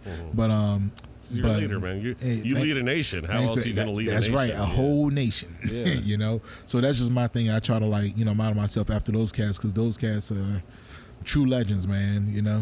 Absolutely. Well, let me peel it back just a little bit to pre-Katrina, leading up to Katrina, the year before, the year before, you and your then fiance did purchase the Funky Butt, the business. Yeah. So that was huge. Yeah, tell me a little bit about that process. Like you said, Richard Rochester? Richard Rochester, yeah. He had started it in 95 or 96. 95, yep. It had been open about 8 or 9 years. Yep. And legendary place, another one of those, ain't there no more type of things. And I don't even think a place like that could exist today. And I'll tell you why from one personal story. Aside from, I remember going there, the first year or two I moved to town. Yeah. It was one of the first places that I went to kind of with any regularity, not all the time, but like every few months I found myself going there to see Astro Project. Yeah. Big Sam's Funky Nation was not a thing just yet. But, it's the kind of place that didn't seem to mind serving people that were not 21. And I go there and I'm 18, 19. I'm not saying while you owned it. I'm saying, and I'm not trying to talk trash about the Rochester family or anything, because I have a more personal note after this original story. Yeah. When I walk in there, I'm like, oh man, I hope they'll serve me a shot, or I hope I can get a beer. And I walk over to the bartender. I'm like, dude, I'm older than the bartender. It's like, is that a high school kid bartending? And it turns out that I found out later on, yeah, it was, because every once in a while, Richard Rochester might have a couple too many drinks, and he would just let his 16-year-old son just take over the shameless. bar, or his son's friends. Yeah. That's probably going to have to get cut out. Just that ahead. Part right there. Yeah, that's probably going to get cut out. Right. So tell me about the process of buying it, and, I mean, the obvious pitfalls of having to buy a business, like, being a saloon keeper in New Orleans. It was crazy, because Richard was talking about moving away. He wanted to get away and just go to Thailand, and then just be out there. And he was like, he's thinking about, selling the place, but he doesn't want to, he wants to keep it the Funky Butt and, keep the music club here in New Orleans, And then, my ex at the time, that person at the time, we were like, then fiance, then fiance, we were like, we talked about him, said, oh well, we should try to get it, and we talked to him. He said okay. Like, it seemed like with whatever I ever asked him, he was like, okay. So I was like, hey, cool. Can my band play here? Okay. Right, okay, yeah, Can I buy the place? Okay, cool. He said, okay, cool. He said, I'll need the money by this time or whatever, and it was just like that easy. He's like, okay, I need X amount of dollars by this time. Here's the contract. Well, seemingly it was that easy, because it's like, get this thing off my hands. Exactly. That's exactly what it was, And then come the day, we didn't have all of the money that we needed, and he was like, he said, okay. He said, it's yours though. I'm out of here. See you later. You know. He said he wire me the money whenever you get it, and we were like really? He just left, took the bank and everything, man. So we were like, okay, so we going to the clubs on the corner, like trying to get change to start a bank for the night, and you know, it's like, okay, let's roll with it. And that was the beginning of it, man. Yeah, you had never even worked in a bar outside of being on stage, huh? Nope, that was it. This was like, here you go. So we were running the kitchen, and we were like cooking the meals. We were doing everything ourselves. I forget that there was food, there. man. Yeah. So we were doing everything ourselves, and some nights I would bartend, and I just be like, you know, at this point, you know, I wasn't, you know, people knew of me. You know, I wasn't like no star or anything like that, but people knew Big Sam was there, whatever. So I'm out bartending, and I'm like, hey, can I get a? I said, nope. He said, well, can I get? I said, I can make a Jack and Coke. They were like, that's it. I said, that's it. It's called and drinks. Right. Yeah. Exactly. Rum and Coke. That's it. Vodka and tonic. And, yeah. right. And they were like, okay, I'll take it. I said, all right, cool. I was getting everybody Jack and Cokes.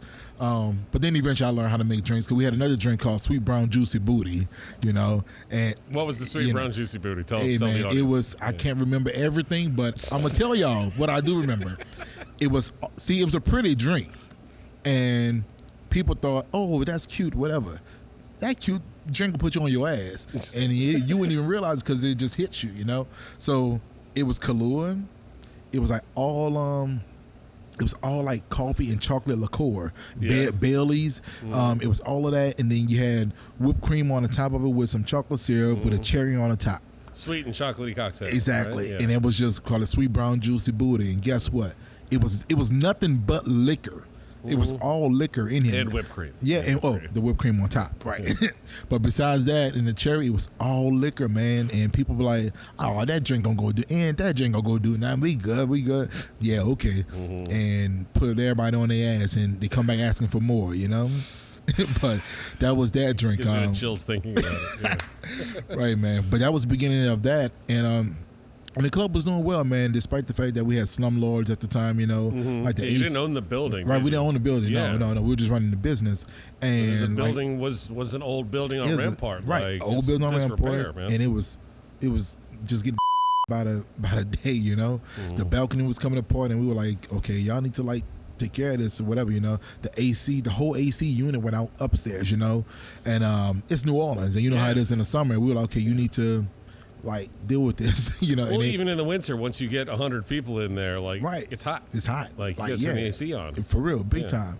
And I think the quote we got at the time was like $10,000, like to fix the AC or something like that, and they wouldn't do it. So we were like, okay, like we can't do this. And then in the midst of all of that, the two clubs that were so we were between two clubs on Rampart, and those clubs, right? I didn't want to put it out. Oh, sorry, you said Donna's. No, not Donna's, not Donna's. Donna's is 2 blocks away. Donna's was 1 block away. I'm talking about we were smack dead in the middle of two clubs, 2 bar rooms on a corner. Oh, okay, I thought you meant music clubs. So yeah, just okay. 2 bars. They were actually gay bars, but somebody was selling crystal meth out of both of them. And the police started coming by and shutting us down, saying that they're about to raid these venues, you know, those clubs. So we have to like close down randomly just because they about to raid these joints, you know. Like, okay, like this sucks. So that started bringing negative attention, you know. So people come in, we're closed, and it's like why are you closed? Because the tweakers next door, right? Exactly, selling meth. So and that started happening, man. And then to make matters worse, somehow the mayor at the time, it was Nagin at the time. You know, Nagin loved the club. You know, he talked about the Funky Butt in all his interviews and press conferences. You know, like what other city can you have a club called the for a place that was only open under 10 years, it had a heavy impact on the city. Exactly, man. It was like it was the spot you wanted to be there. You know, and man, things started happening. Like we started getting like crazy notices from the city and stuff like that, saying that pretty much once we figured out everything that was going on, we realized that they didn't want any music clubs on Rampart. They didn't want any music clubs on Rampart. So let me back up just a second. Back it here. up. Like, sorry to no, like kind of because I'm about to go into it. So right here on that block and the block next to it, the 3 block span basically that sits in. It was is the cradle of American music. Yep. With Congo Square across the street. Yep. Right across from and Louis J&M Armstrong Park. Studios down the block as well, Yep. one block over maybe. Yep. Like that is where American music's heart That's where it was started. beating. Exactly. It all originated right there, man. And they did not want, certain powers that be did not want music on Rampart Street. Reason why? And we asked, well, why don't you guys want music on Rampart Street? Like, what's the problem? Like, why are you guys so, like persistent on like trying to like stop music? This is New Orleans, And it was said that they wanted to build condos, hotels, and a streetcar line. Well, they got the streetcar. Where are the condos and hotels? Right now, They have some hotels. Cosimo Matasa's studio is a daiquiri shop with a laundry machine Right, in exactly. the back. Like, I'm sure it's a fine business, and the people that own it are fine people. Right. But let me ask you a broader question. Yeah. Why is it that this city seemingly has so much trouble holding on to its own culture? Because they don't give a man, and it's sad. The thing is, the transplants that come here with the money, the city let them determine what's going to happen with the city. You dig? So you get all these people moving into the city, and they got the money because they love the city, they love the culture, they love the music, they love everything about the city. So they move right in the heart of where everything is popping, where they came and visited. So they came here. They went to Frenchman Street. They went a couple of blocks from Bourbon. People aren't moving on Rampart Street in 2005. Right. Sure. You know what I'm saying? Not in 2005. Right. No way. But they had a few of them because we started getting noise complaints way back then. What? Way back then, man, we started getting noise complaints. I'm like, what the is going on? There's brass bands all during the day. Exactly. And there's been a music club there since '95. Before y'all got here. This is where it originated, man. We're talking about Congo Square. Yeah, this is where music American originated. Right. Was born. Right. Basically. Right here in the city, man. And it seems like the city doesn't really care. They let whoever has the most money determine what's going to be the outcome. I'm not a history scholar or anything, obviously. Whatever. But, when they were building Armstrong Park, it's very nice that they named it after Louis Armstrong. Right. But all the people that were displaced just to build that park. Right. And just the continued abuse. Right. To that section of town. Yep. I mean, I don't, again, not a scholar. I don't have any real facts to start laying out like they did this, then this, but like, obviously there's a problem. The other powers that be had something to benefit from those other people being here. My argument was that, well, if you're going to build condos and hotels and a streetcar line, wouldn't it make sense to have entertainment there? Yeah. Right, exactly. But they did not. They weren't trying to hear that, man. And it's sad that the Funky Butt had to go, and then years later, Donna's had to go, and then they had, King Bowden's down the street too? That one had to go. Yeah. And it's just like, man, like, what's going on? So I was playing at that time too, because then that was right during Katrina. We saw it happening. So it's like, okay, you know what? We're going to move and go to Frenchman Street. Mm-hmm. This is before it became more of Yeah, Frenchman was a little dodgy and stabby every once in a while. Exactly. Like there was a couple clubs. There's been music on Frenchman for a long time. Exactly. It wasn't lit up well, and it didn't have a club, then a club, then a club, then a club. Exactly. It wasn't like it is now. Yeah, there was 3 or 4 places to hear music. Right. So our plan, man, was to go and move to Frenchman Street. Mm-hmm. And then Katrina happened. Our plan, where Offbeat is, right? Mm-hmm. Below Offbeat, that was an empty building.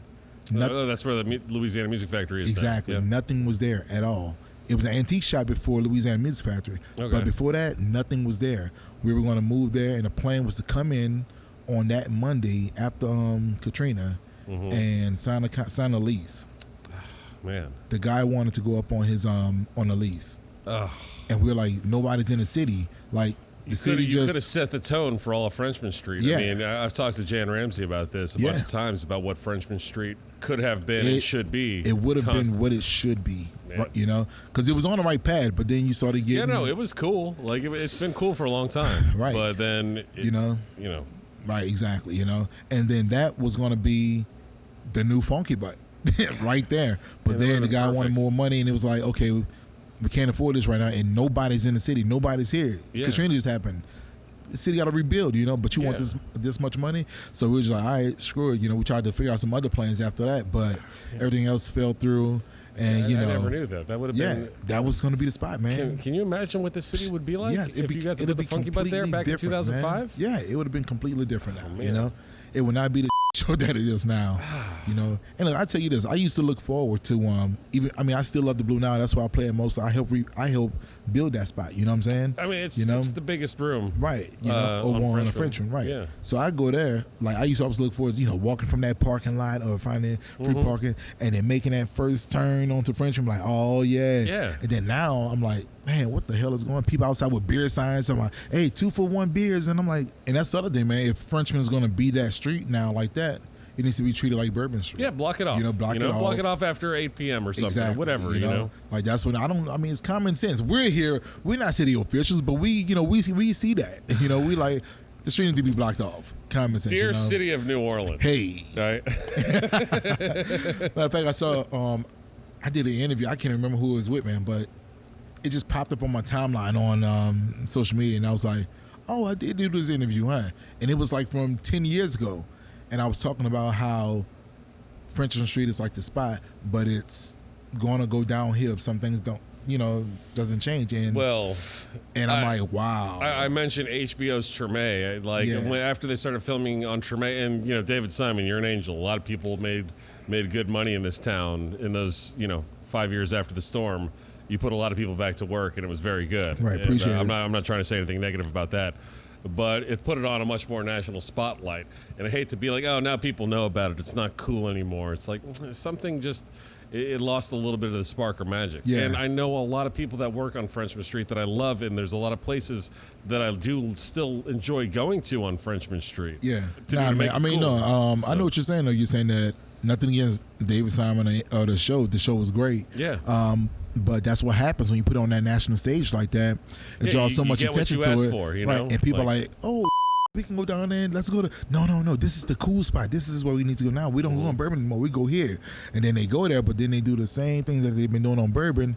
And it's like, it wasn't meant to be like Bourbon. It was to be different and to be a spot for locals. You did? Well, I mean, aside from locals, but people who wanted to see something that wasn't the real deal. Lights and wasn't, And again, so many people are employed because of Frenchman Street. It's hard to say anything bad about it. Like I hate sounding like this. Right. Maybe it's because I've had a couple glasses of the scotch. But again, I know so many people that their livelihood has depended on Frenchman Street. Right. And I don't want to say anything negative about it. I wish that I don't know that there's an answer. That's the unfortunate thing. You know what I'm gonna do? There is not an answer that I know of. You know what I'm gonna do? I'm gonna open up a strip club on Frenchman. That'll show him. Yeah. That'll show him. That'll show him.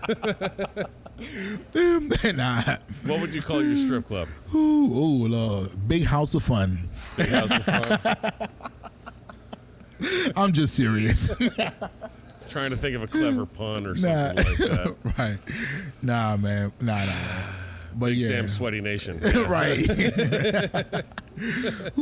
Big Sam's Funky Nuts. Just like. Yeah, exactly. Go ahead and add in the comments what we should call that strip club. It's gonna be a co-ed strip club. You can come and get whatever you like. Let the ladies get something too. Equal opportunity. Absolutely, it's okay. That's right. It's a new decade. That's right. It's the 20s. It's the 20s. Hey, it's the 20s. 2020. See it so clearly. So that was a weird tangent. I don't even know how we specifically started on it. We were talking about the Funky Bud. Right. And, fast forward a little bit, I'm pretty sure you're no longer with that woman. Yeah. There was a rumor, I remember 7 or 8 years ago, about bringing back to Ferret Street. Yeah, for it whatever was. reason, did not happen. I mean, you weren't a part of that one at all, I don't think. It didn't happen because I filed for a divorce. Oh, okay. Yeah, and those are the personal reasons that I read it was in the article. Yeah, it's like, like we don't need to do this together because whatever. If you want to do it on your own, go ahead and do it. I'm cool, but yeah, that's all it was. Well, now on that site is a bagel shop, so at least there's an extra bagel shop uptown because of it. Hey, right on for I right. like bagels. It's cool. There you go. Support bagels. It's fine. Right. So, along with other performances, we mentioned the Government Mule Show. There's another show or another performance that you did that is. I don't even know if I can set this up appropriately because I might not do it enough justice. When was the date? September 25th, 2006 was a date that people that were living here at the time will absolutely remember.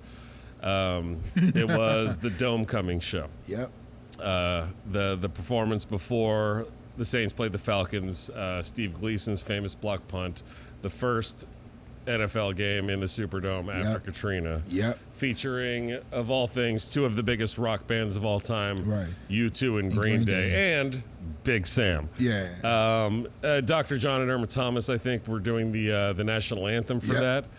But before the game started, the world was treated to a song that is now just part of our canon, basically, in New Orleans. The Saints Are Coming. Yep. Tell me about that. I don't even know where to begin with the questions. Well, I got the because tell me about you. Like you said, you were in San Antonio. I was in San Antonio. Storm. Yeah, I was still in San Antonio, and I got the call. And I was like, oh. I was like, all right. I said, well, I'll be there. You know.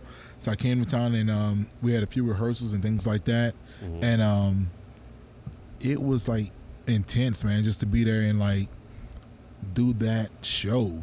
It was crazy, you know. And you know, and once we rehearsed, we did the whole dress rehearsal, went on the field and did all this. You guys were out there. Like, New Birth and Rebirth, I think, were both. They both got shout outs along with Troy Andrews, Trombone Shorty. Everybody got a shout out except for me. Shout out except for Big Sam. I'm like, God damn, I can't get one shout out. Come on, Bono, what's that? Yeah. You know, what's that? An Edge? I can't get a shout out. Y'all were rocking the mics. Yeah, Bono, fight me. All right. Yeah. So when y'all hear Saints are going this camera, right? So when y'all hear the Saints are going marching in, Saints go marching on that clip, that's me too. I'm on there. That's right.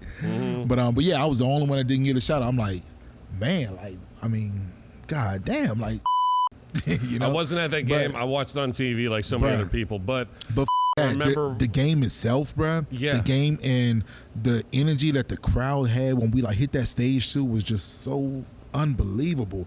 It was like the screams you could feel like hitting your chest. It's like, I was like, oh my God, this is like insane. And then for the Saints to pull off that win against the Dirty Birds, them foul cats, the way they did, you know, that made up for it for me, you know. But it's still, I still feel some kind of way when I hear that recording. I'm like, I'm on that one, but it's like said everyone's name but me. What the hell? Dang, what the hell? It's cool, you know. I wasn't big enough yet. I'm, you know, might not still be right now, but you know, but still, you know, if you look at the footage, you see me. Well, I mean, don't undersell just the impact of that, just being a part of that performance. Like, it was. I mean, it's great. It's the sort of thing where I remember watching it. I remember like being choked up while watching that live on TV. Yeah. And when I hear the song today and when I see clips of it, like, you know, every year they always, you know, on the anniversary or whenever we play the Falcons, they'll show clips from that. Like, it still gives me chills. Like, right now we're talking about it and like I'm kind of like on edge just thinking about it, you know? No, it was a great experience, man. That dome. I mean, and you weren't even in the dome. I wasn't even in the dome. You're right. Imagine being in the dome with that energy, bro. It's the sort of thing. It was. I don't know how to explain it. Some people, and obviously, if you're watching this, you probably have very much love for the Saints and New Orleans and everything else. Yeah. It was bigger than winning the Super Bowl. It was. It was. It seems crazy to say that. Yeah, no. But it was more impactful than winning the Super Bowl. Yeah, no, it was, man. It was absolutely insane. You live on in history because of that. Hey, you know? for real. You are part of that history. I was, and it was great, man. Just, I can't even explain it just because the energy was just so unbelievable, man. I mean, just to feel like everybody is screaming and like, besides the Saints winning, just that energy just coming straight to you. You can feel it. Like, you feel all of those screams just hitting you in your chest, and it's just like, oh my God, these people are like ready, you know? Like, I mean, everybody's cheering for the Saints. It's the first home game back post-Katrina. Not a Falcons fan in the whole place, I'll bet. At all. Like, you know what I'm saying? When I see the videos, I'm like, I don't see a single red and black jersey anywhere. At all, you know? And then, and what else? I mean, I think the Saints were playing in San Antonio before that, you know? They were. Like, after, in 2005, Tom Benson had a bunch of car dealerships in San Antonio. San Antonio were trying to get the Saints. So it was very much like, hey, you know what? I already got business out in San Antonio. It might as well. Maybe I can just slide over and no one will notice. Right, you know? And the Saints have been so bad for so long, maybe people won't care, right? Right. Nah, people care, man. Yeah. And I tell you this, I mean, you know, I'm very appreciative of everybody that took care of me in San Antonio and tried to help me find gigs and just, you know, resources to help me out financially. But the city itself, man, it was not a music town at all. No. You know, like I told you, I was driving back home every weekend just to try to help rebuild the city and get the music back on par here. Just keep playing. But then during the week, I was driving to Austin, Texas almost every day. My boy Topaz and a few other friends were playing out there almost every night. So I was driving from San Antonio to Austin just to like get some good music and play, man, because it was. It's the music capital of Texas. I know people say it's the live music capital of the world. Of Texas. Of Texas, not the world. You know, it's not up for debate at all. Like, you know, it's not better than New Orleans. At all. I'm a native Texan. Yeah. And I'm not from Austin. Yeah. And I do love Austin. Yeah, I love Austin. It's not New Orleans. Man, Austin. Yeah. If I had to move to another city, Austin wouldn't be the first city, but for me it would be Austin 2003. I mean, there you go. There you used go. To be cooler, man. Right. Yeah. But yeah, man. But I love Austin, but it wouldn't be my first choice. But Austin was a cool spot, man. Cool city. Yeah. I loved going there during the week. San Antonio was just kind of like dry. They had this thing called the Riverwalk. Yeah, they have the river. Where they only had like that's like kind of their tourist center. There's a lot of restaurants and it's trying beautiful. To be, it's nice looking. Trying to be like a New Orleans kind of thing because they have the New Orleans jazz band, the trad band playing. I'm like, this is cool, but you know.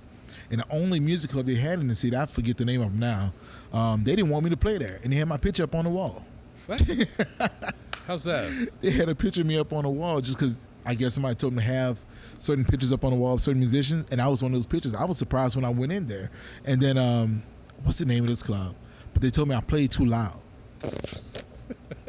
And I was like... Because you played too loud? I was like, but you got my picture on the wall. They said, well, but you play too loud. We don't want you to play here. I'm like, oh. Man, that is crazy. Okay, so I started should have taken your picture. Walk I up started and be I was like, I said, well, take my picture. I did. I said, well, take my picture off the wall. I don't think they ever took it down. It's probably still sitting there right now. If they're even still open, I don't know. I got a buddy that lives in San Antonio. I'll call him up and tell him to start scouting joints. Please do. Like, if you see a picture of Big Sam, you take it down Matter off the of fact, wall right now. Ryan Wilson was playing, this badass trombone player, man. He was playing there that night, too. Because I went there a few times, and like the third time, they were like, we don't want you playing here anymore. I'm like, but whatever, you know, it's cool. It's like, I don't even use a microphone. That's what I was like. I don't even PA equipment. Yeah. And the club was like, maybe like if this is the stage, I mean, it was down on the floor, but if this is the stage, the soundboard, right? Right.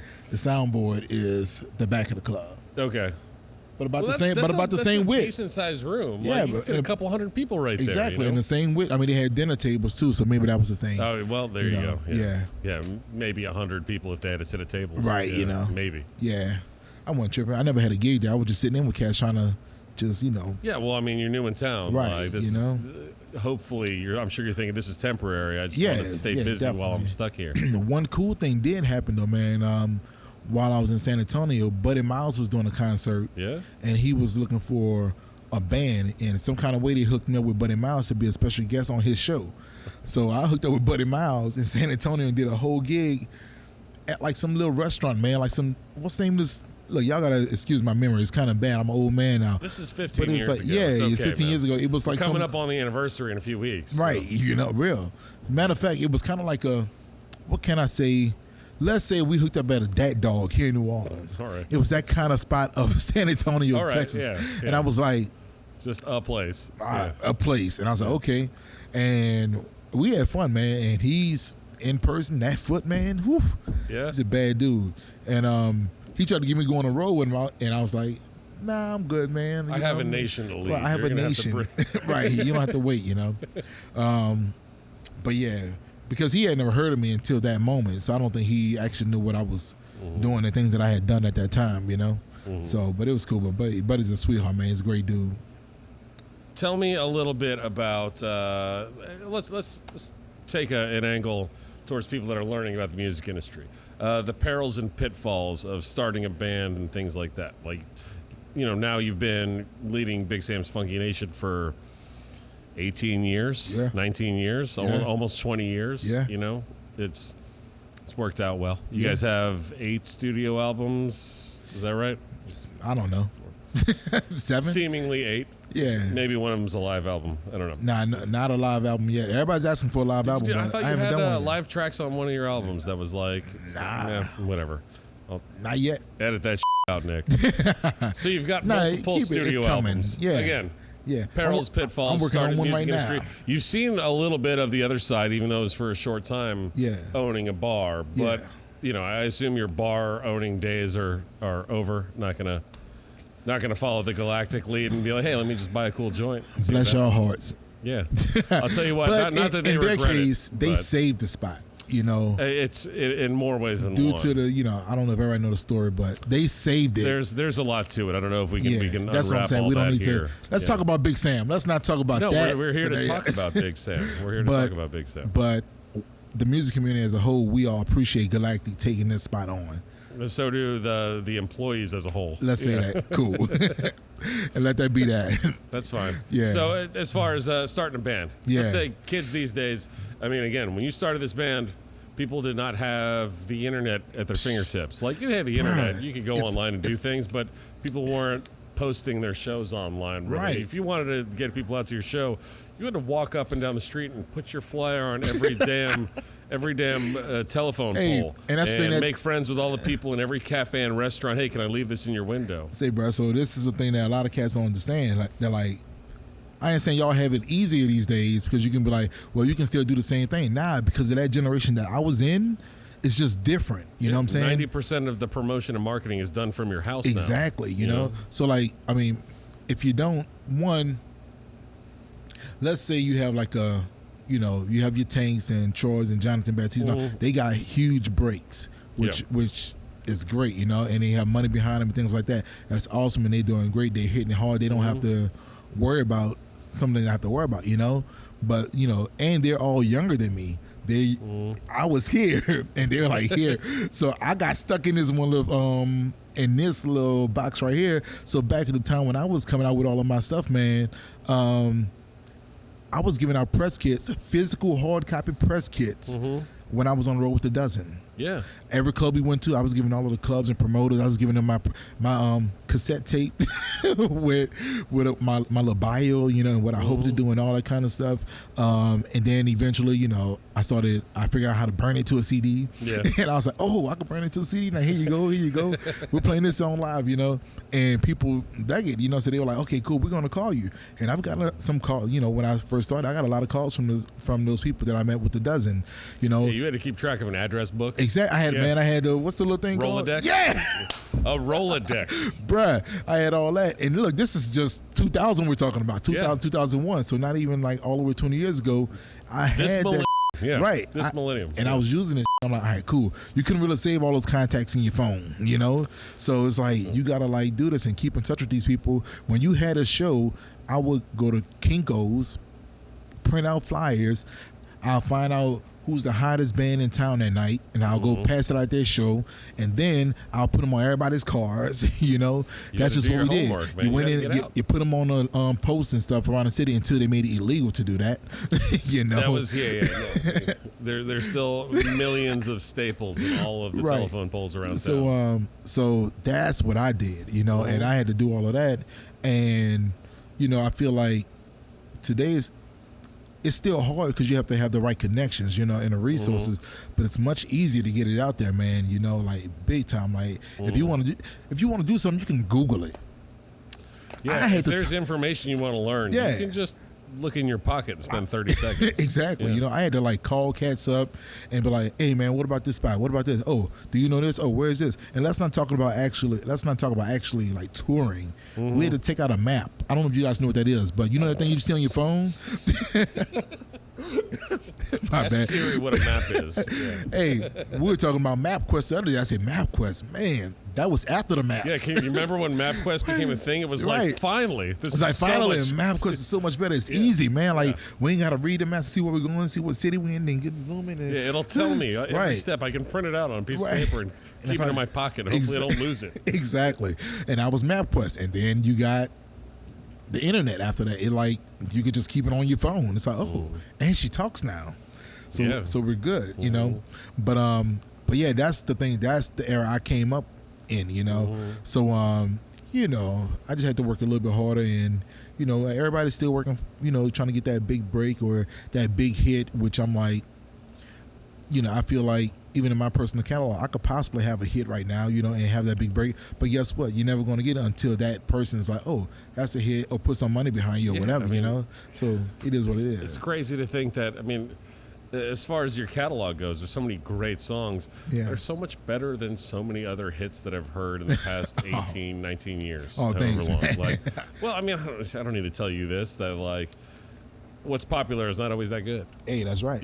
Musically, entertaining. Again, like I'll go back to it when I say that you're one of the best performers that this city's ever produced. Yeah. You've seen yourself perform, obviously. Yeah, you're right. It's a show. Thanks, man. Yeah. It's a show. It's a show. Thanks. Now, to be honest, when I was a single guy and I was the guy out there trying to pick up the girls in the crowd, I would get furious whenever you would call them up on stage. And it's like me and a bunch of other pud knockers standing around on stage like, now you missing out on what? action. Right. Like, this isn't cool. Right. We're just going to stand here and stare at him. Right. Dancing around all the girls that we spent an hour and a half worth of drinks on. Right, exactly. So, hey, but look, see, that's just me prepping them for you to take home that night. So you good? That's all right. But even still, it creates a weird 8 to 10 minute awkward moment with other dudes. Like, I guess I'll go get a drink, or maybe I'll step outside for a smoke, or whatever. Right. Exactly. That's cool. Yeah, thanks for priming them up for me. Oh, no problem. Yeah, you're welcome. All right, we're going to start making our way towards the bottom half, the bottom part of this. Cool. More recent. Proposed to your wife on stage at Jazz Fest. Tell me a little bit about that. So I met her, man, and she was, I actually met her at a show and like called her out from the stage. Oh yeah. Because she wasn't dancing at it was a private show and she wasn't dancing. Where was the show?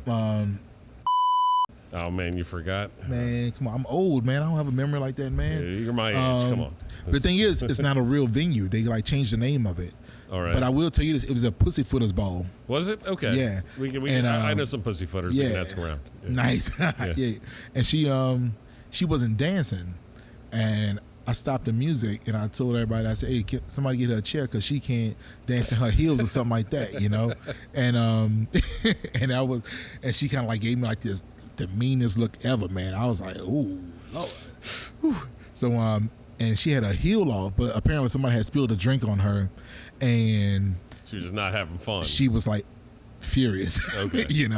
And she took her heel off and all that, and she was about to like go sit down, and but I called her out right as all of that happened, and she was pissed with me, man. And then even after the show, she like called me, she cursed me out and called me. I was like, "Ooh, God!"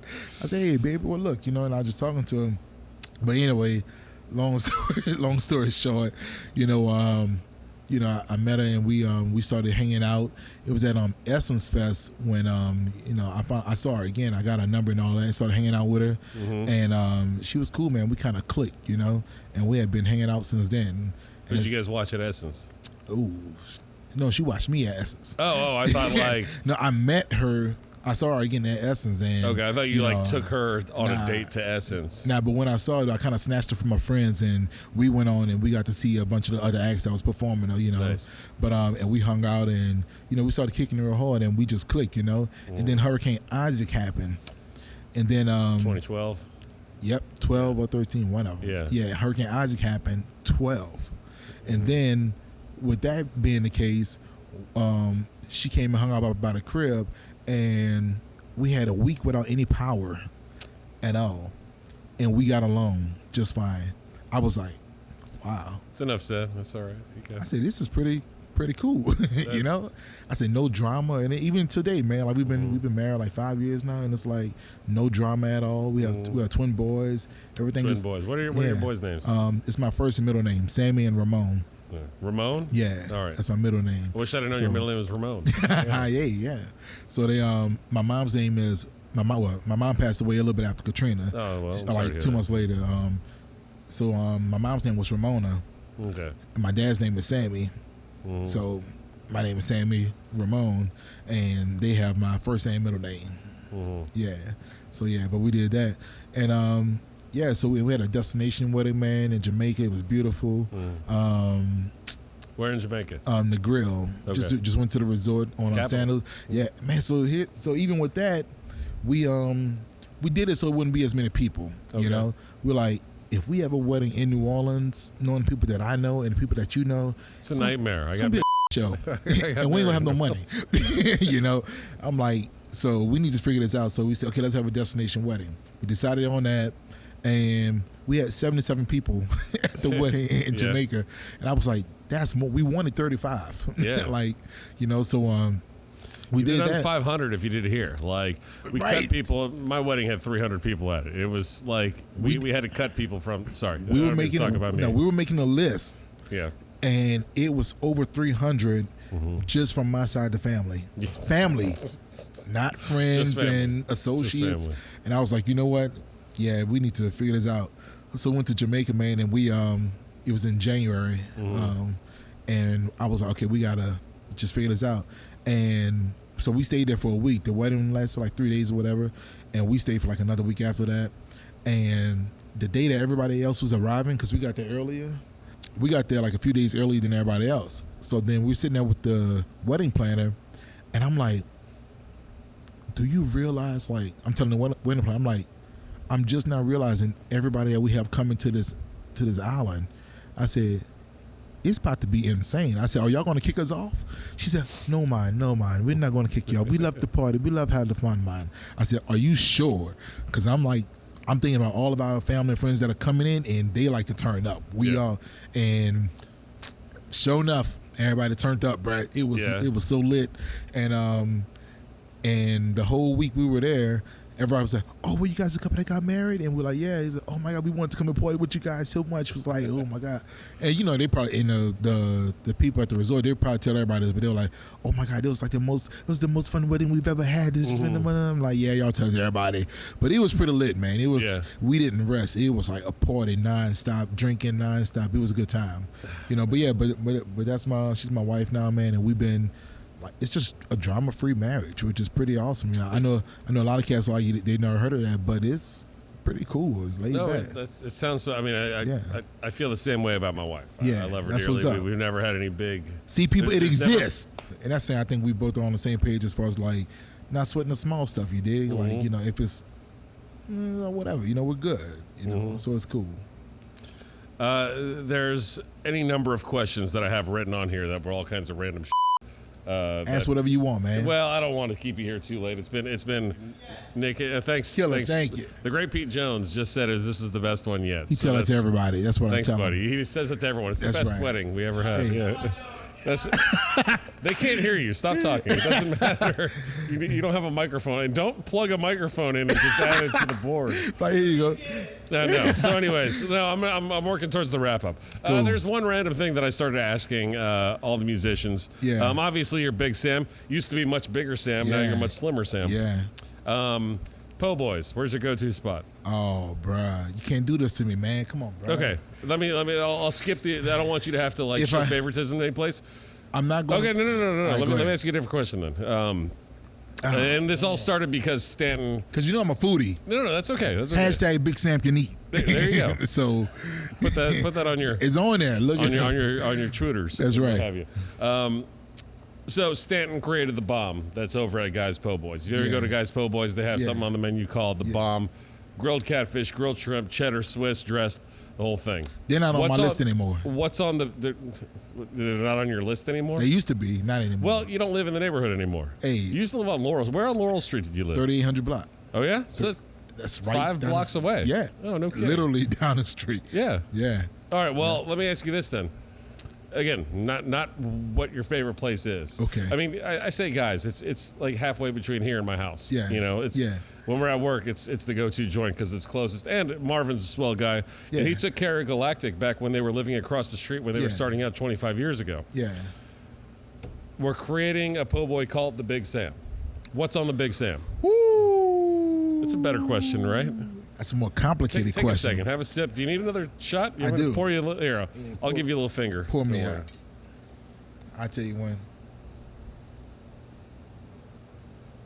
You telling me when? That's good. All right. Yeah. So, can I make my own po' boy? Yeah, no, that's what I'm saying. You're creating the po' boy. So I'm gonna go another route because I have yet to have it. You have to create it right now. That's what I'm saying. That's what I'm saying. No one has this. So it's gonna be more of a Mediterranean po' boy. Interesting. So give me a lamb. All right. With feta. How are you cooking the lamb? hey man, you gotta Are put you it doing on, like Euro style? you gotta, lamp? yeah, Like, you gotta is put it it, on the rotisserie, man. You gotta let it go, you know, and just carve it on off, you know. All right.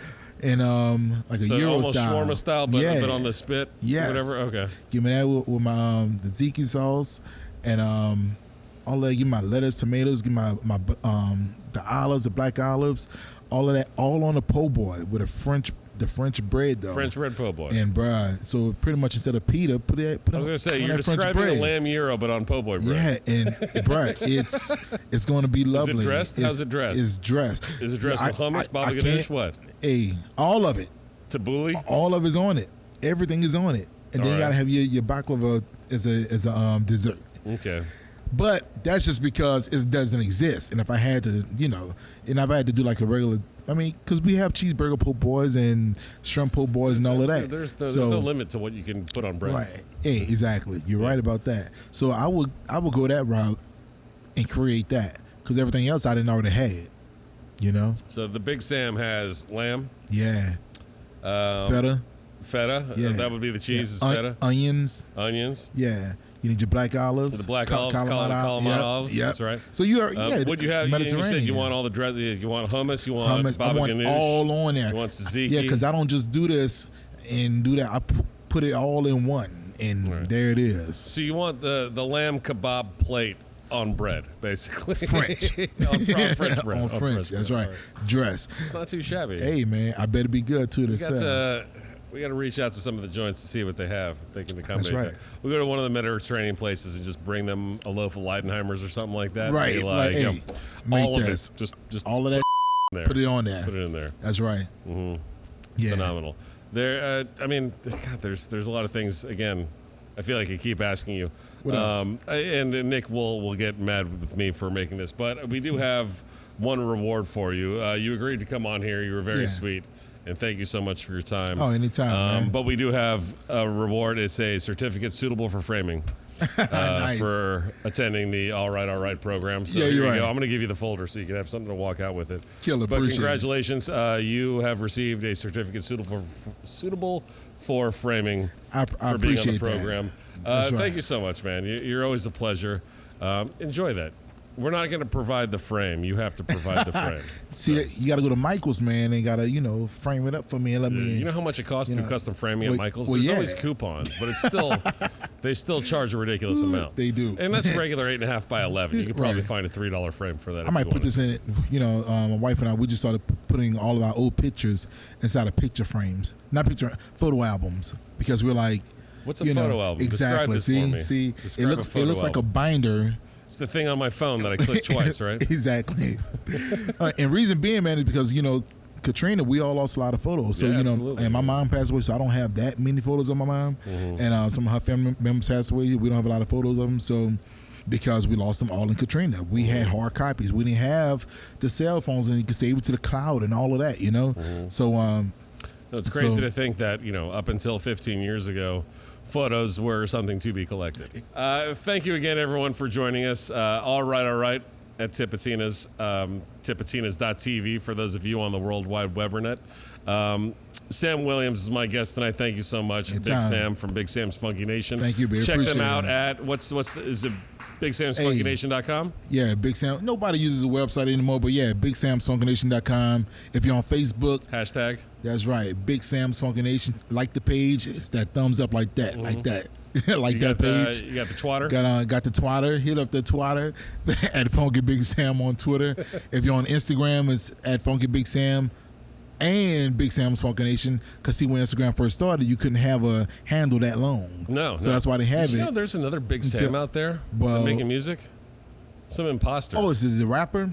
I think so. I think there's Christian. Yeah, but there's another something. Big Sam that's a coach in England somewhere. Yeah. And people were like making threats to him because they hate him as a coach. He's an asshole. Were they like accidentally tagging and you or something? They were hitting me up on Twitter, and they were like, "This British." It was people. like, there's this trombone player, jazz musician, probably sitting in some bar right now. Like, what the hell are these people talking about? And I sure was looking like, what the hell is going on? Oh man. And if you're on YouTube, I need 1,000 subscribers on YouTube, so I can go live on YouTube. So y'all hit me up, Big Sam's Funky Nation on YouTube. Big Sam's Funky Nation on YouTube. That's right. We'll be sharing this on the YouTubes and the Tipitinas.tv and whatever other platforms our people have available. Thank you to Tipitinas for allowing us to use the space. Thank you to Nugs.net specifically for helping us out with this equipment. They got a ton of great content on there, including a Big Sam's Funky Nation show from Tipitinas from Tipitinas past. With my with my horn mic not mic'd. Yeah, exactly. Check them out on YouTube. Check them out online. The FaceBase, the Instabooks, and the Facegrams, all of and that. the Twatters. Good stuff. Thank you so much for being here. Thank you again so much to Tipitinas, Nugs.net. And we'll give a shout out to Johnny Walker on this one. Please do. That's right. Thank you, Johnny Black. One of my Johnny! favorites. Thank you to the great Pete Jones doing lights and sound, to Tan the Man up in the closets running the cameras, and to Nick Logan, our editor and producer. Thank you so much to all of you for tuning in. I should have been looking at this camera the whole time. Again, we can edit that. We can edit that. Tipitinas.tv. Love you. Big Sam, ladies and gentlemen.